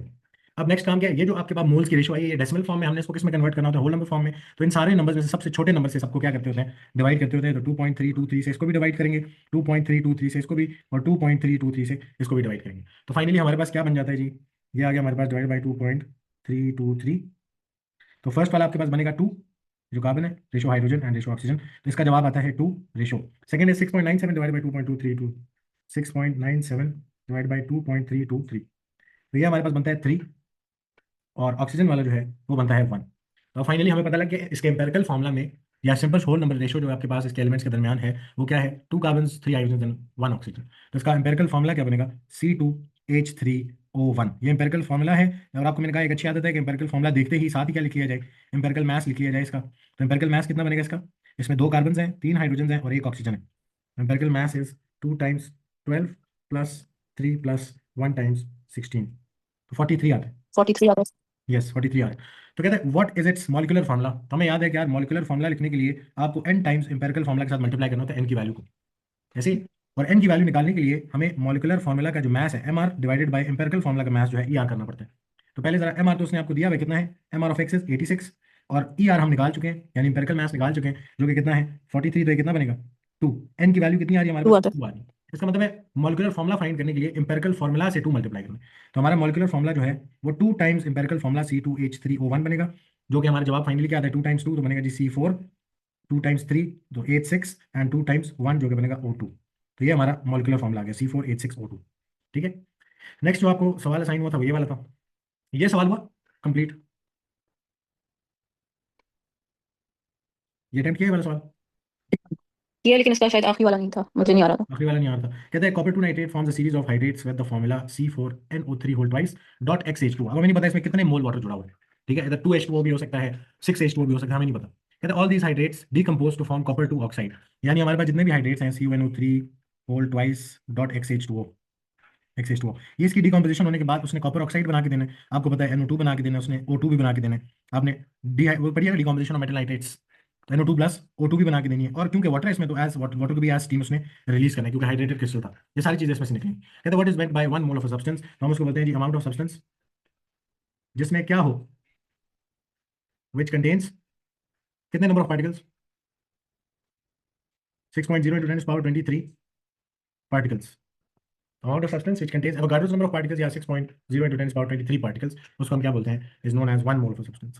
कहते हैं 7.26 ग्राम्स ऑफ हाइड्रेट ये वाला formed 2.4 grams of copper 2 oxide. अब ये इन्फॉर्मेशन उसने आपको दी है, यानी एक स्टैंडर्ड के तौर पे यूज हो सकता है, क्योंकि उसने आपको बताया कि अगर इन दोनों के मास की रेशो लगाऊं मैं, ये हाइड्रेटेड क्रिस्टल और कॉपर 2 ऑक्साइड के बीच में अगर मास रेशो लगाऊं तो इसका 7.26 ग्राम्स आपको कॉपर ऑक्साइड के 2.4 ग्राम्स देता है।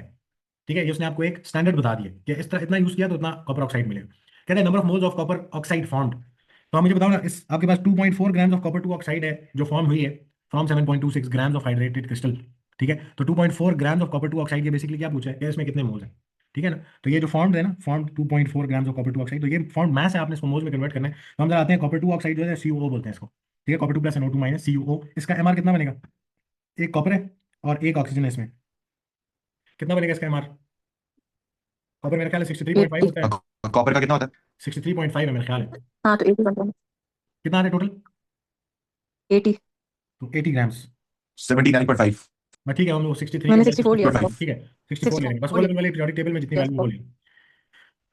अच्छा, तो 80 ग्राम्स आ गया हमारे पास। अब हमने क्या करना है, ये जो उसने आपको, मुझे बताओ, मोल्स ऑफ कॉपर निकालने हैं, कैसे निकालेंगे। Moles is equal to mass, given mass divided by compound की बात हो रही है तो MR उसका, मास 2.4 ग्राम्स है, डिवाइडेड बाय MR कितना उसका 80 ग्राम्स, तो कितने मोल्स बनते हैं 2.4 डिवाइडेड बाय 80, ये हमारे पास आते हैं 0.03, ये आना चाहिए। हाँ जी। 0.03 moles of copper oxide form हुए थे। फिर कहते हैं number of moles of copper का जो आपके पास ये हाइड्रेटेड क्रिस्टल है इन 7.26 ग्राम, इसका एक मसला आ रहा है सवाल में। एक मसला इस तरह का है कि हमारे पास इसका MR नहीं है, उसने मेरा ख्याल है, क्योंकि मैंने सवाल काटा हुआ है ना, MR दिया होगा फिर इससे पिछले पार्ट्स में। यानी आपने कैसे किया ये वाला पार्ट में। मैंने रेशियो लगाया मोल्स ऑफ कॉपर नाइट्रेट और कॉपर ऑक्साइड का। हम्म तो फिर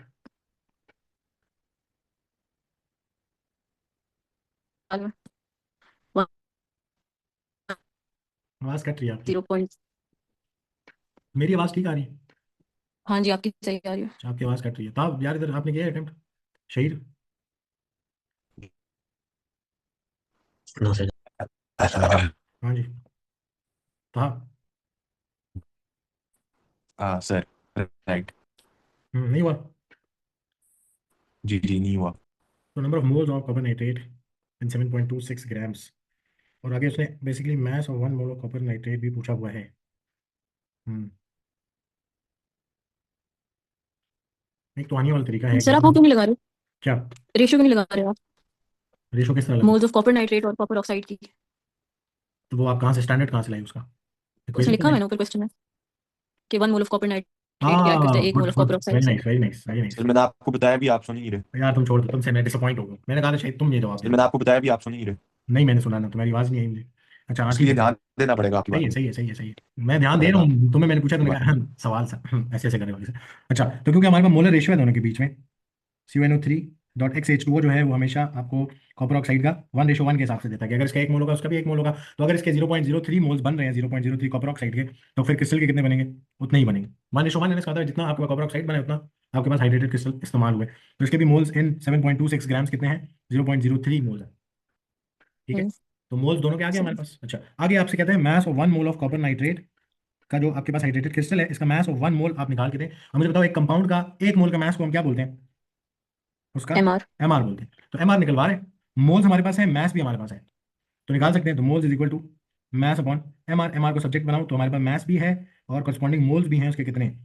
ठीक है, तो मास डाल दें यहाँ पे, तो हमारे पास MR would be equal to mass is 7.26 grams divided by उसका MR कितना है, सॉरी मोल कितने 0.03, तो 7.26 डिवाइड बाय 0.03, ये आता है 242, 242। कितने आने चाहिए हाँ जी। जी, 242 ग्राम्स आ रहे हैं।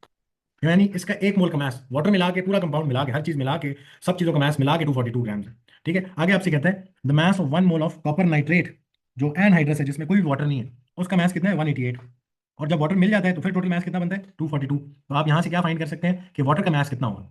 ठीक है, यानी टोटल वाटर की तरफ से कितना मास आ रहा है। तो हम यहाँ पे जाते हैं, हमें हमें ये पता है कि अगर इसकी बात करूँ मैं इस हाइड्रेटेड क्रिस्टल की, तो इस हाइड्रेटेड क्रिस्टल की MR बनाएगी, इसमें कॉपर नाइट्रेट जो पड़ा है प्लस इसमें जो x टाइम्स वाटर पड़ा हुआ है, ऐसे ही है ना, जितना भी वाटर है x टाइम्स वो इसको मिलकर बनाएगा, या चलो अभी के लिए सिर्फ इसको मैं कह लेता हूँ वाटर, प्लस आपके पास H2O जो इसमें पड़ा हुआ है, वो ये दोनों मिलके ऊपर हाइड्रेटेड क्रिस्टल का मास बनाते बनाते हैं। और टोटल हाइड्रेटेड क्रिस्टल का मास था 242, जिसमें से अब उसने बता दिया है कि जो कॉपर नाइट्रेट वाला हिस्सा है उसका मास कितना है 188। अगर वाटर ना होता उस टाइम पे ये 188 ग्राम्स होता, प्लस हम टोटल वाटर का मास अब यहाँ से क्या कर सकते हैं, निकाल सकते हैं। आप हाइड्रेटेड क्रिस्टल में से एनहाइड्रस विदाउट वाटर वाले क्रिस्टल का मास माइनस करो, आपको वाटर का मास मिल जाएगा। कितना बनता है वो? 242 माइनस 188, 54 आता है। तो 54 ग्राम्स आपके पास क्या आ रहे हैं, वाटर का मास आ रहा है। अब ये टोटल वाटर का मास है। आपने क्या फाइंड करना है कि इधर एक्स की क्या वैल्यू है, यानी कितने टाइम्स ये वाटर यहाँ पे अटैच हुआ है। ठीक है, एक्स की वैल्यू डिनोट करिए कि एक्स टाइम्स यहाँ पे आपके पास वाटर है, यानी कितने मोल्स ऑफ वाटर है यहाँ पे। तो अगर हमें पता है, अब हमें पता है कि यार अगर 1 मोल ऑफ वाटर का जो मास है, 1 मोल वाटर हो कहीं पे, तो कितने ग्राम्स होता है? 18 ग्राम्स होता है हमारा ना वाटर का। तो हमारे पास ये जो 54 ग्राम्स है, इसमें कितने मोल वाटर है, हम ये फाइंड करना चाह रहे हैं। या आप सिंपली क्या करो, टोटल मास ऑफ वाटर को एक वाटर के मास से जो कि 18 ग्राम्स, उससे डिवाइड करो, तो आपको क्या पता लगता है कि आंसर क्या आता है इधर से? 3 आता है। 3 आता है। यानी यहाँ पे हमारे पास वाटर का मास कितनी दफा है? 3 टाइम्स H2 अटैच हुआ है, यानी एक्स जो है उसकी वैल्यू कितनी है? 3। ठीक है, तो आपने टोटल वाटर का मास निकाल दिया, एक वाटर के मास से डिवाइड कर, तो आपको पता लग जाएगा होल नंबर में कितने टाइम्स यहाँ पे वाटर है। तो 3 टाइम्स है, यानी एक्स की वैल्यू 3 थी यहाँ पे। ठीक है, ये सवाल हम कर चुके थे। इस वाले पे आ जाते हैं, जल्दी से इसको सॉल्व करते हैं। जी, कहते हैं कंपाउंड एक्स कंटेन्स H2, तो हमारे पास कार्बन है इसमें, और कौन है? हाइड्रोजन है इसके अंदर, और इसके अलावा कुछ भी नहीं है। तो इसका मतलब एक हाइड्रोकार्बन है जिसमें सिर्फ कार्बन एंड हाइड्रोजन है। कहता है calculate the empirical formula of compound x, दो एलिमेंट्स हैं, दोनों की परसेंटेजेस दी हुई हैं। तो ये 82.76 और जो हाइड्रोजन है दैट इज 17.24। दोनों को इनके AR से डिवाइड करेंगे मैसेज को। कार्बन का 12 ग्राम होता है, हाइड्रोजन का 1 ग्राम होता है। तो 82.76 डिवाइडेड बाई 12, ये हमारे पास आता है 6.896, और दूसरा हमारे पास आता है 17.24। अब ये आई हमारे पास मोलर रेशो, मोल्स निकालना AR से डिवाइड करने के बाद। ये मोलर रेशो, लेकिन ये डेसिमल फॉर्म में हमें होल नंबर में चाहिए, तो छोटे नंबर से दोनों को डिवाइड करेंगे। 6.896 से इधर भी डिवाइड, और 6.896 से इधर भी डिवाइड करेंगे, तो ये तो बन जाएगा 1, राइट। ये कितना बनेगा? तो 17.24 डिवाइडेड बाई 6.896, ये हमारे पास बनता है 2.5। 1:2.5 आ रहा है। अब ये ना एक स्पेशल केस था, आपको याद होगा, ये जो 0.5 वाला केस हो, 0.25 वाला केस हो, 0.33 वाला केस हो, जब आफ्टर डिवीजन आपके पास इस तरह का कोई केस आ जाए, तो इनके केसेस में हम कभी भी राउंडिंग नहीं करते थे। ठीक है, 0.5 वाला केस जब आ जाता था तो हम राउंडिंग नहीं करते थे। हमें क्या करना होता था, हमें इसको होल नंबर बनाने के लिए पूरी रेशो को किससे मल्टीप्लाई करते हैं? 2 से मल्टीप्लाई करते हैं। तो हमारे पास फाइनली होल नंबर रेशो क्या आती है कार्बन हाइड्रोजन के बीच में? तो 1 टाइम्स 2 हो जाएगा 2, और 2.5 टाइम्स 2 कितना हो जाएगा? 5 हो जाएगा। ठीक है, तो हमारे पास फॉर्मूला क्या बनता है? C2H5, ये एम्पिरिकल फॉर्मूला है, नॉट C1H2.5, या उसको मैं H2.5 को 3 नहीं लिख सकता। ठीक है ना, ये स्पेशल केसेस हैं 0.5, 0.25 एंड 0.33 वाले केसेस। इनमें आपको 0.5 वाले केस में 2 से मल्टीप्लाई करना होता है, 0.25 वाले केस में 4 से, और 0.3 वाले केस में आपको 3 से मल्टीप्लाई करना होता है, ताकि हम, और पूरी रेशो को करना है। ये नहीं है कि सिर्फ एक साइड को 0.25 वाले को, आपने दोनों साइडों पे फिर उसको मल्टीप्लाई करना है, ताकि रेशो सेम रहे। क्योंकि देखो ना, मैं कहीं पे लिखूँ 2:5, किसी की सिंपलर फॉर्म क्या होगी, 2/2 दोनों को कर दें तो वो बन जाएगा 1:2.5, ये दोनों एक दूसरे के इक्वल है।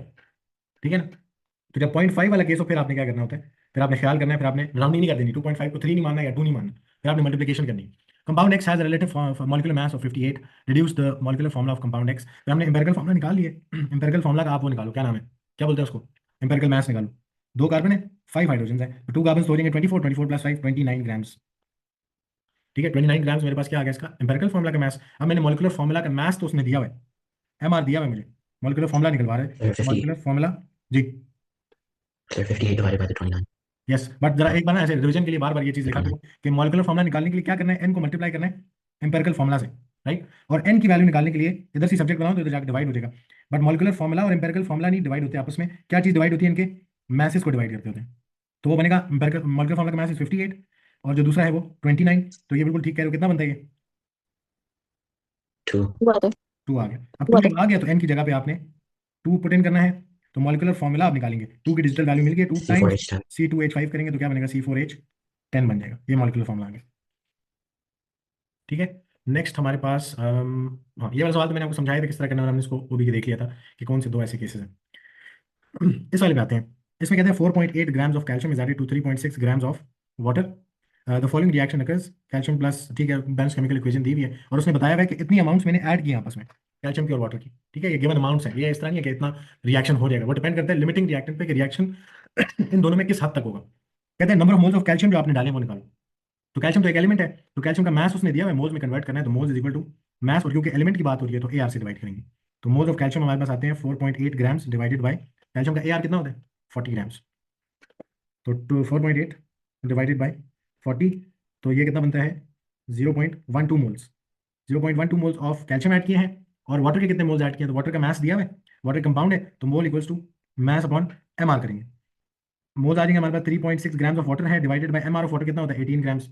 तो यहाँ से हम निकालते हैं 3.6 इंटू, सॉरी, डिवाइडेड बाई 18, तो हमारे पास आएगा 0.2। तो 0.2 मोल्स ऑफ वाटर है। इसको मैं इस तरह भी जानबूझ के लिखूंगा 0.20, ताकि दोनों वैल्यूज थोड़ी कंपेरेबल लगे आपको। मुझे बताओ ज्यादा मोल्स किसके हैं जी? ज्यादा मोल्स किसके आ रहे हैं? कैल्शियम के आ रहे हैं, वाटर के आ रहे हैं?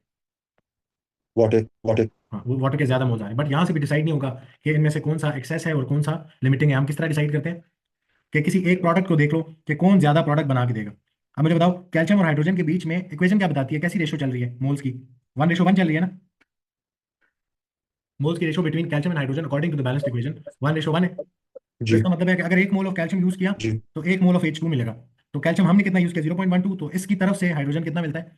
0.12 मिलता है। अगर कैल्शियम आपके पास, हम क्या माने कि उससे रिएक्शन हो रहा है, ठीक है, कि कैल्शियम अगर प्रोड्यूस करेगा 0.12 moles of calcium 0.12 moles of hydrogen he produce करके देते हैं। ऐसे है। अच्छा, तो ये तो सर फॉर्म आप H2 के साथ क्यों कर रहे हैं? कैल्शियम किसी एक हाइड्रोक्साइड के साइड, साथ किसी क्यों? किसी भी एक के साथ कर सकते हैं, दोनों प्रोडक्ट्स है ना।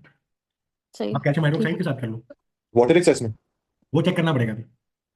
ठीक है, तो ये कैल्शियम की तरफ से मिल रहा है, ठीक है, ये कैल्शियम दे रहा है मुझे, हाइड्रोजन की अमाउंट। इसी तरह अगर वाटर की तरफ से चेक करें तो वाटर के आपने 0.20 मोल्स यूज किए हैं, इससे फाइंड करना कितना H2O मिलेगा। इक्वेशन क्या बताती है? इक्वेशन कहती है अगर 2 मोल ऑफ वाटर यूज किया ना तो 1 मोल ऑफ हाइड्रोजन मिलेगी, यानी उसका आधा मिलेगा। ऐसे है, जितना वाटर यूज करेंगे उसका हाफ मोल्स आपको हाइड्रोजन मिलेंगे। इक्वेशन स्टैंडर्ड ये बता रहा है ना आपको। तो अगर मैंने 0.20 यूज किया तो मुझे कितने मिलेंगे फ्रॉम वाटर? 0.10 मिलेगा H2O की तरफ से H2। अब कौन less amount of product produce करके दे रहा है? Water water less amount of water product use करके दे रहा है, तो वाटर क्या था फिर? लिमिटिंग। और कैल्शियम क्या है इस रिएक्शन के अंदर? एक्सेस रिएक्टेंट है, ठीक है ना। हालांकि अगर आप देखो वाटर के मोल्स ज्यादा थे, कैल्शियम के मोल्स कम थे, तो इस तरह हमें देख के लगता है कि शायद वाटर एक्सेस में। वाटर एक्सेस में नहीं है। आपने चेक करना है, किसी एक प्रोडक्ट को उठा लो और देखो कि यार इसको कितना प्रोडक्ट ऑफ H2 बना के देना चाहिए। तो कैल्शियम 0.12 मोल्स बना के दे रहा है जो कि ज्यादा है, और वाटर जो है वो आपको 0.10 मोल्स बना के दे रहा है जो कि कम है। ठीक है, कैल्शियम हाइड्रोक्साइड भी के साथ भी कर सकते थे, वो भी प्रोडक्ट है, उसके साथ बेशक रेशो बना लो, रेशो तो सेम ही बन रही है। ठीक है ना। तो हमने देखा इक्वेशन कहती है इसका 1 मोल H2 का 1 मोल देता है, तो इसके 0.12 मोल्स भी 0.12 मोल्स ऑफ H2 दे रहे हैं। वाटर के जो जितने भी मोल्स हैं 2 मोल्स, उसके 1 मोल देते हैं, तो इसका मतलब है हाफ मोल्स दे रहा है उसके। तो अगर 0.20 यूज किया तो 0.10 मिलेगा। तो क्योंकि लेस अमाउंट ऑफ प्रोडक्ट मिल रही है फ्रॉम वाटर, तो वो हमारा लिमिटिंग रिएजेंट है।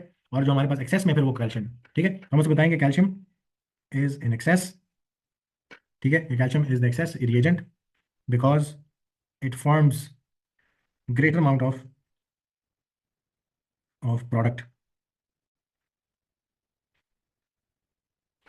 ठीक है, it forms more amount of product, it forms more amount of product compare to H2O।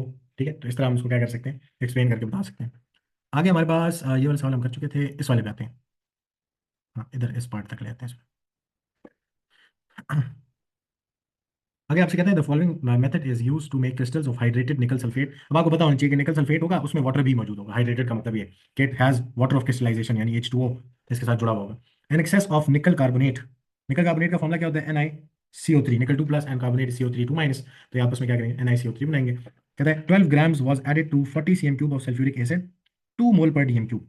अच्छा, मुझे अभी तक क्या इन्फॉर्मेशन पता लगी है? मुझे पता लगा निकल कार्बोनेट है और उसका मास कितना यूज किया है? 12 ग्राम्स यूज किया, और उसको ऐड कर दिया किसमें? सल्फ्यूरिक एसिड में, जिसकी वॉल्यूम कितनी है? 40 cm क्यूब, और जिसका कॉन्सेंट्रेशन दी है ना, मोल पर डीएम क्यूब किसका यूनिट होता है?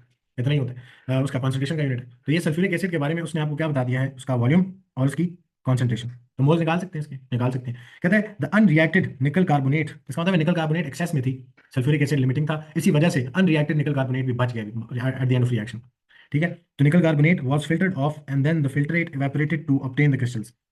ठीक है, कहता है mass of 1 mole of nickel sulphate dot 7 H2O उसने आपको दिया हुआ है, यानी hydrated nickel crystal.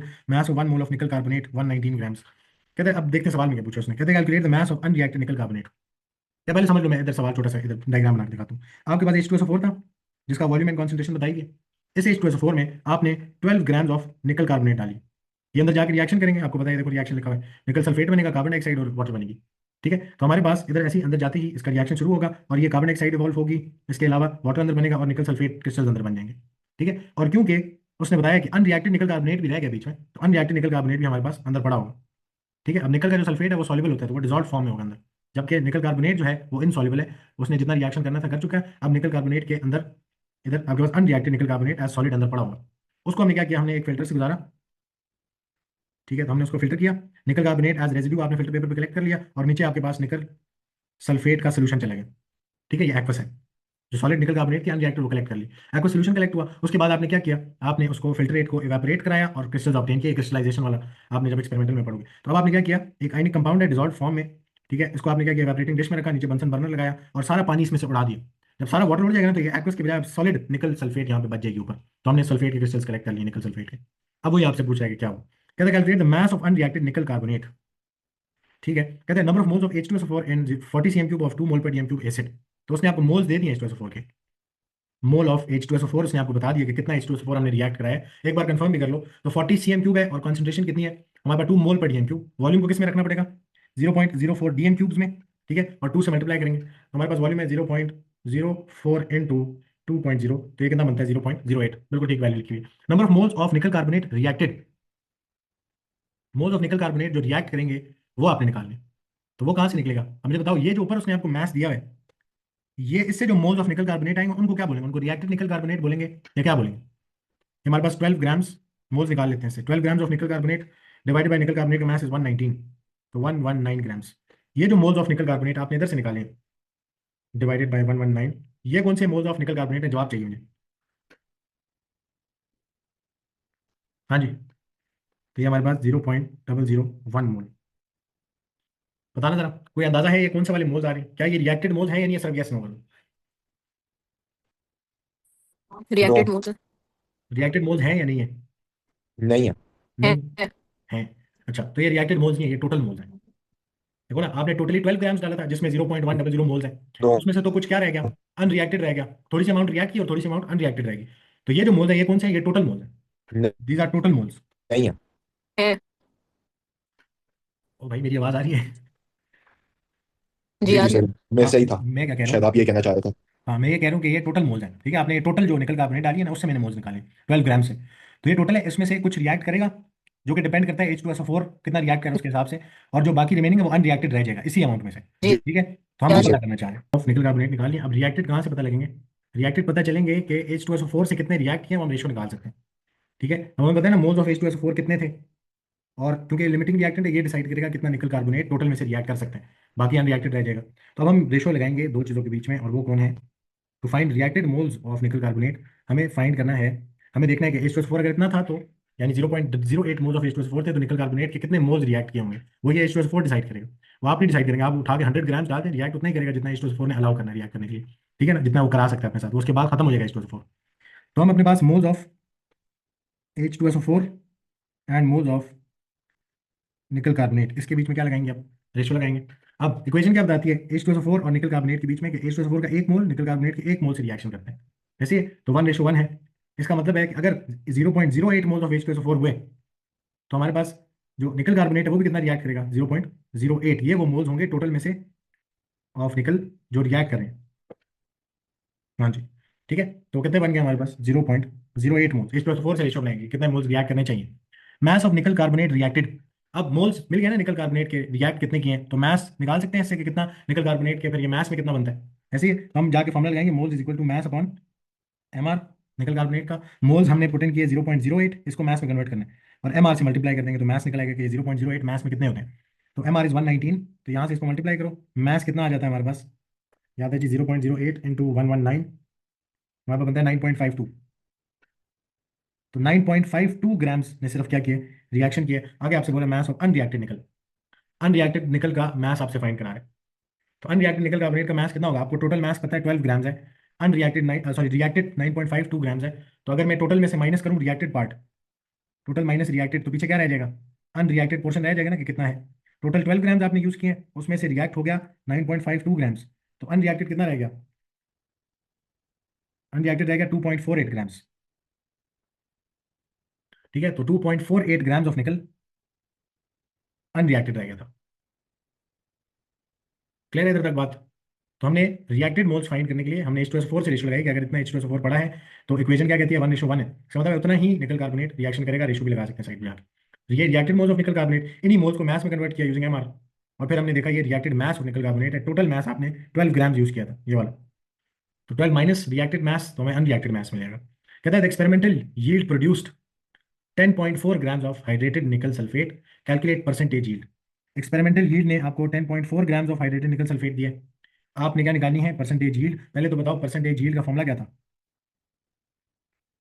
Percentage yield क्या होती है, experimental yield over theoretical yield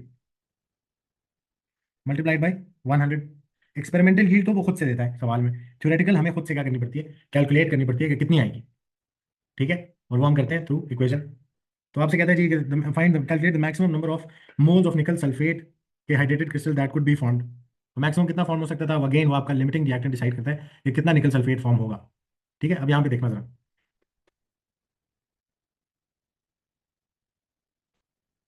ऊपर वाले रिएक्शन में हमारे पास निकल सल्फेट कितना फॉर्म होगा, जितना H2SO4 रिएक्ट करेगा, क्योंकि लिमिटिंग और ये एक्सेस में है, लिमिटिंग रिएक्टेंट डिसाइड करेगा कि कितना निकल सल्फेट फॉर्म होना है।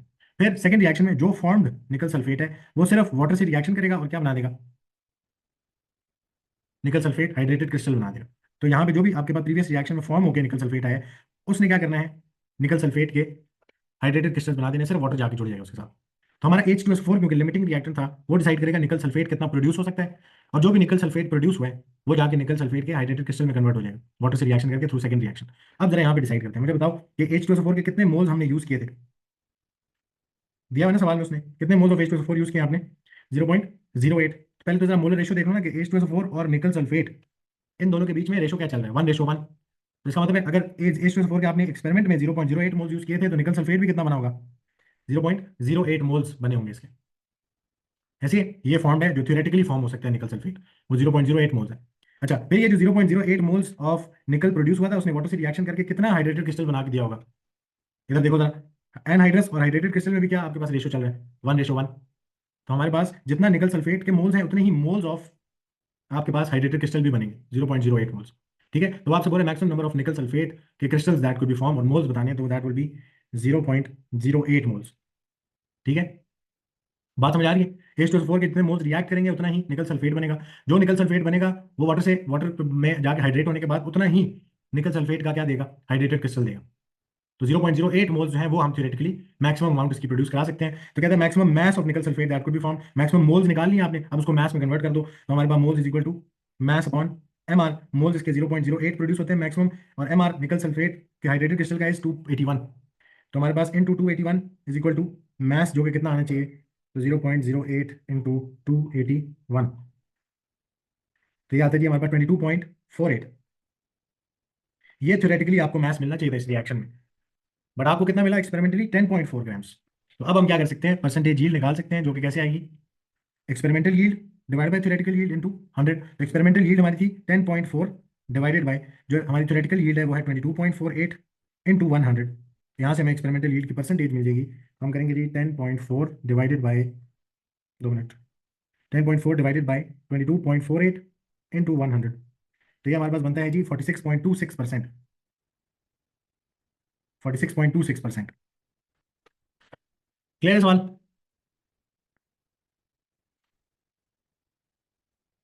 हाँ जी। जी सर। अच्छा, आगे कहते हैं डिफाइन मोल हम कर चुके हैं, amount of substance which contains 6 × 10⁻23 number of particles. कहते हैं 3 ग्राम्स ऑफ, आपने बताना एक्सेस में कौन है, अगेन वही इसी टाइप का सवाल है, आप दोनों के मोल्स फाइंड करें और देखें कौन H2 या ये वाला सॉल्ट जो है कौन ज़्यादा अमाउंट ऑफ मोल्स बना के देता है। जो कि ज़्यादा अमाउंट ऑफ मोल्स बना के दे रहे हैं वो हमारा एक्सेस रिएक्टेंट है, जो लेस मोल्स बना के दे रहा है हमारा लिमिटिंग रिएक्टेंट है। How many moles of hydrogen were formed, वो कौन डिसाइड करेगा, कितने फॉर्म होने हैं वो डिसाइड करता है आपका लिमिटिंग रिएक्टेंट, कि उसके मोल्स जितने थे उस हिसाब से बनेगा product. Calculate the volume of hydrogen formed at room temperature, कर लेते हैं इसको भी कर लेते हैं। तो हमारे पास 3 ग्राम्स ऑफ मैग्नीशियम यूज किया, 12 grams of ethanoic acid use किया। आप पहले जरा दोनों के क्या निकाल लो, मोल्स निकाल लो। 3 ग्राम्स ऑफ मैग्नीशियम के कितने मोल्स बनते हैं, तो that will be 3 grams given mass divided by magnesium का AR विच इज 24। तो हमारे पास कितना बनेगा, moles is equal to mass upon AR करके, तो 3 divided by 24 that is equal to 0.125 mole. Magnesium के आपने 0.125 मोल यूज किए हैं। एथेनोइक एसिड का जो है आपके पास वो हमने 12 ग्राम यूज किया, तो मोल्स निकालें, तो 12 डिवाइडेड बाय उसका MR 60 उसने दिया हुआ है आपको, तो 12/60, तो ये हमारे पास बनता है 0.2 मोल्स, ठीक है। और इसको फॉर रेफरेंस क्योंकि 0.125 है तो 3 सिग्निफिकेंट तक लिख लेते हैं, 0.2200 मोल्स, ठीक है। 3 डेसिमल प्लेसेस तक दोनों वैल्यूज लिख लेते हैं। अब कहते हैं विच वन, मैग्नीशियम और ethanoic acid is in excess, you must show your reason. तो अब एक्सेस रिएक्टेंट फाइंड करने के लिए पहले दोनों के साथ क्या करेंगे, हम कर लेते हैं हाइड्रोजन को रिलेट कर लेते हैं कि कितना प्रोडक्ट हाइड्रोजन में ये बना के देते हैं दोनों, ठीक है। तो मैग्नीशियम और हाइड्रोजन के बीच में कैसी रेशियो चल रही है, 1:1, यानी जितना मैग्नीशियम यूज होगा उतना आपको हाइड्रोजन मिलेगा। तो अगर आपने 0.0125 यूज किया तो हाइड्रोजन भी प्रोड्यूस कितना होगा, 0.125 moles of hydrogen he produce होंगे फ्रॉम मैग्नीशियम, 0.125, क्योंकि 1:1 है, जितना मैग्नीशियम उतना हाइड्रोजन मिलेगा उससे, ठीक है, फ्रॉम मैग्नीशियम और अगर हम दूसरे वाले को देखें तो उसके 0.200 मोल यूज किए हैं, बट उसकी रेशियो कैसी है हाइड्रोजन के साथ, एथेनोइक एसिड 2 मोल्स अगर यूज करते हैं तो 1 मोल ऑफ हाइड्रोजन मिलता है, यानी हाफ मोल्स ऑफ हाइड्रोजन मिलते हैं। जो amount of ethanoic acid use होगी उसका हाफ हाइड्रोजन मिलेगा आपको, ठीक है ना। तो 2:1 है, यहाँ से हाइड्रोजन कितनी मिलेगी, अगर 0.200 यूज किया है तो हाइड्रोजन 0.100 मोल्स मिलेंगे आपको फ्रॉम एथेनोइक एसिड। अब मुझे बताओ इन दोनों में से ज्यादा प्रोडक्ट कौन बना के दे रहा है, Mg, तो वो हमारा क्या है, एक्सेस रिएजेंट है, मैग्नीशियम इज एक्सेस रिएजेंट। और एसिड कैसा होगा फिर, लिमिटिंग। अब आगे कहते हैं how many moles of hydrogen were formed. Sir अगली क्लास का बस ठीक है, मैं खत्म कर रहा हूँ। How many moles of hydrogen were formed, तो वो कौन डिसाइड करेगा, लिमिटिंग। इन दोनों में से लिमिटिंग रिएक्टेंट कौन है, एथेनोइक एसिड, उसके less number of moles form करेगा वो प्रोडक्ट के। तो एथेनोइक एसिड डिसाइड करेगा कितना मोल्स ऑफ हाइड्रोजन फॉर्म होने हैं, और वो हम ऊपर निकाल चुके हैं, तो वो 0.100, आप बेशक दोबारा से इसको कर लेना, 0.100 फॉर्म करेगा, क्योंकि एथेनोइक एसिड के जब 0.200 मोल्स यूज होंगे, क्योंकि वो लिमिटिंग रिएक्टेंट है, तो ये आपको उसके हाफ मोल्स ऑफ हाइड्रोजन बना के देगा 2:1 की वजह से। आगे क्या calculate the volume of hydrogen formed measured eight room temperature and conditions. अब यहाँ पे हमें पता है मोल्स ऑफ हाइड्रोजन कितने हैं, ये पता है, इसको वॉल्यूम में कन्वर्ट करना है, ठीक है। तो हम जाते हैं एट रूम टेम्परेचर कंडीशन है, तो हमें पता है वॉल्यूम और मोल्स के बीच में रेशियो क्या चलती है कि 1 मोल किसी भी गैस का eight room temperature condition 24 dm³ volume देता है आपको, ठीक है। तो हमारे पास 0.100 मोल्स हैं, तो ये कितना वॉल्यूम देंगे, ये एक्स आपको देंगे, क्रॉस मल्टीप्लाई, तो हमारे पास आता है 24 इंटू 0.100, ये बनता है जी 2.4, तो 2.4 dm³ ऑफ हाइड्रोजन आपके पास प्रोड्यूस होगी, ठीक है। तो बाकी सवाल आसान है, इसमें आप उनको अटेम्प्ट करेंगे, ये भी आप उससे सिमिलर सवाल है जो हम ऊपर निकल वाला करके आए हैं, ये वाला सवाल उससे मिलता जुलता सवाल है। अब जरा मेहरबानी करके टॉपिकल खत्म करो, ये वाला मोल्स वाला 3 सर सवाल आपने है। हाइड्रोजन के मोल्स कैसे निकाले? हाइड्रोजन की मोल्स इस तरह निकालें कि जो एथेनोइक एसिड है वो क्योंकि एक्सेस रिएजेंट है, तो वो क्या है, लिमिटिंग, ऐसे है। हम्म। हाँ, तो एथेनोइक एसिड अगर लिमिटिंग है तो उससे रेशो बनाएंगे ना कितना हाइड्रोजन प्रोड्यूस होता है, वो कंट्रोल करेगा कितना हाइड्रोजन प्रोड्यूस हो सकता है। तो अगर आप, और एथेनोइक एसिड के मोल्स कितने यूज किए हमने, 0.200 मोल्स, ये 12 ग्राम दिया था उसको मैंने मोल्स में कन्वर्ट किए, 0.200 मोल्स एथेनोइक एसिड के थे, 0.125 मोल्स हाइड्रोजन के थे, सॉरी दूसरा मैग्नीशियम के थे। मैग्नीशियम आपको हाइड्रोजन बना के दे रहा था 0.125 मोल्स, और जो एथेनोइक एसिड है वो 0.100 मोल्स बना के दे रहा था हाइड्रोजन के, थ्रू द इक्वेशन रेशियो ही निकाला इसको मैंने। इधर से मैंने डिसाइड किया कि जैसे लिमिटिंग कौन है और एक्सेस कौन है, पहले हाइड्रोजन फॉर्म करा के लिमिटिंग कौन होगा, एक्सेस कौन होगा। फिर उसने बोला how many moles of hydrogen were form, तो वो डिसाइड करेगा लिमिटिंग। तो मुझे पता लग गया एथेनोइक एसिड जो लिमिटिंग है, और दोनों के बीच में 2:1 चल रहा है, एथेनोइक एसिड वर्सेस हाइड्रोजन के बीच में 2:1 इक्वेशन से पता लगे। तो अगर मैंने 2:1 है, 2 मोल इसके 1 मोल देते हैं, तो 0.200 मोल्स जो कि total moles of ethanoic acid है, उससे फिर कितना मिलना चाहिए, एक्स मिलेगा, यहाँ से 0.100 ही आता है, ठीक है। ठीक है। तो वहाँ से मोल्स निकाल के उसको फिर वॉल्यूम में कन्वर्ट कर दिया।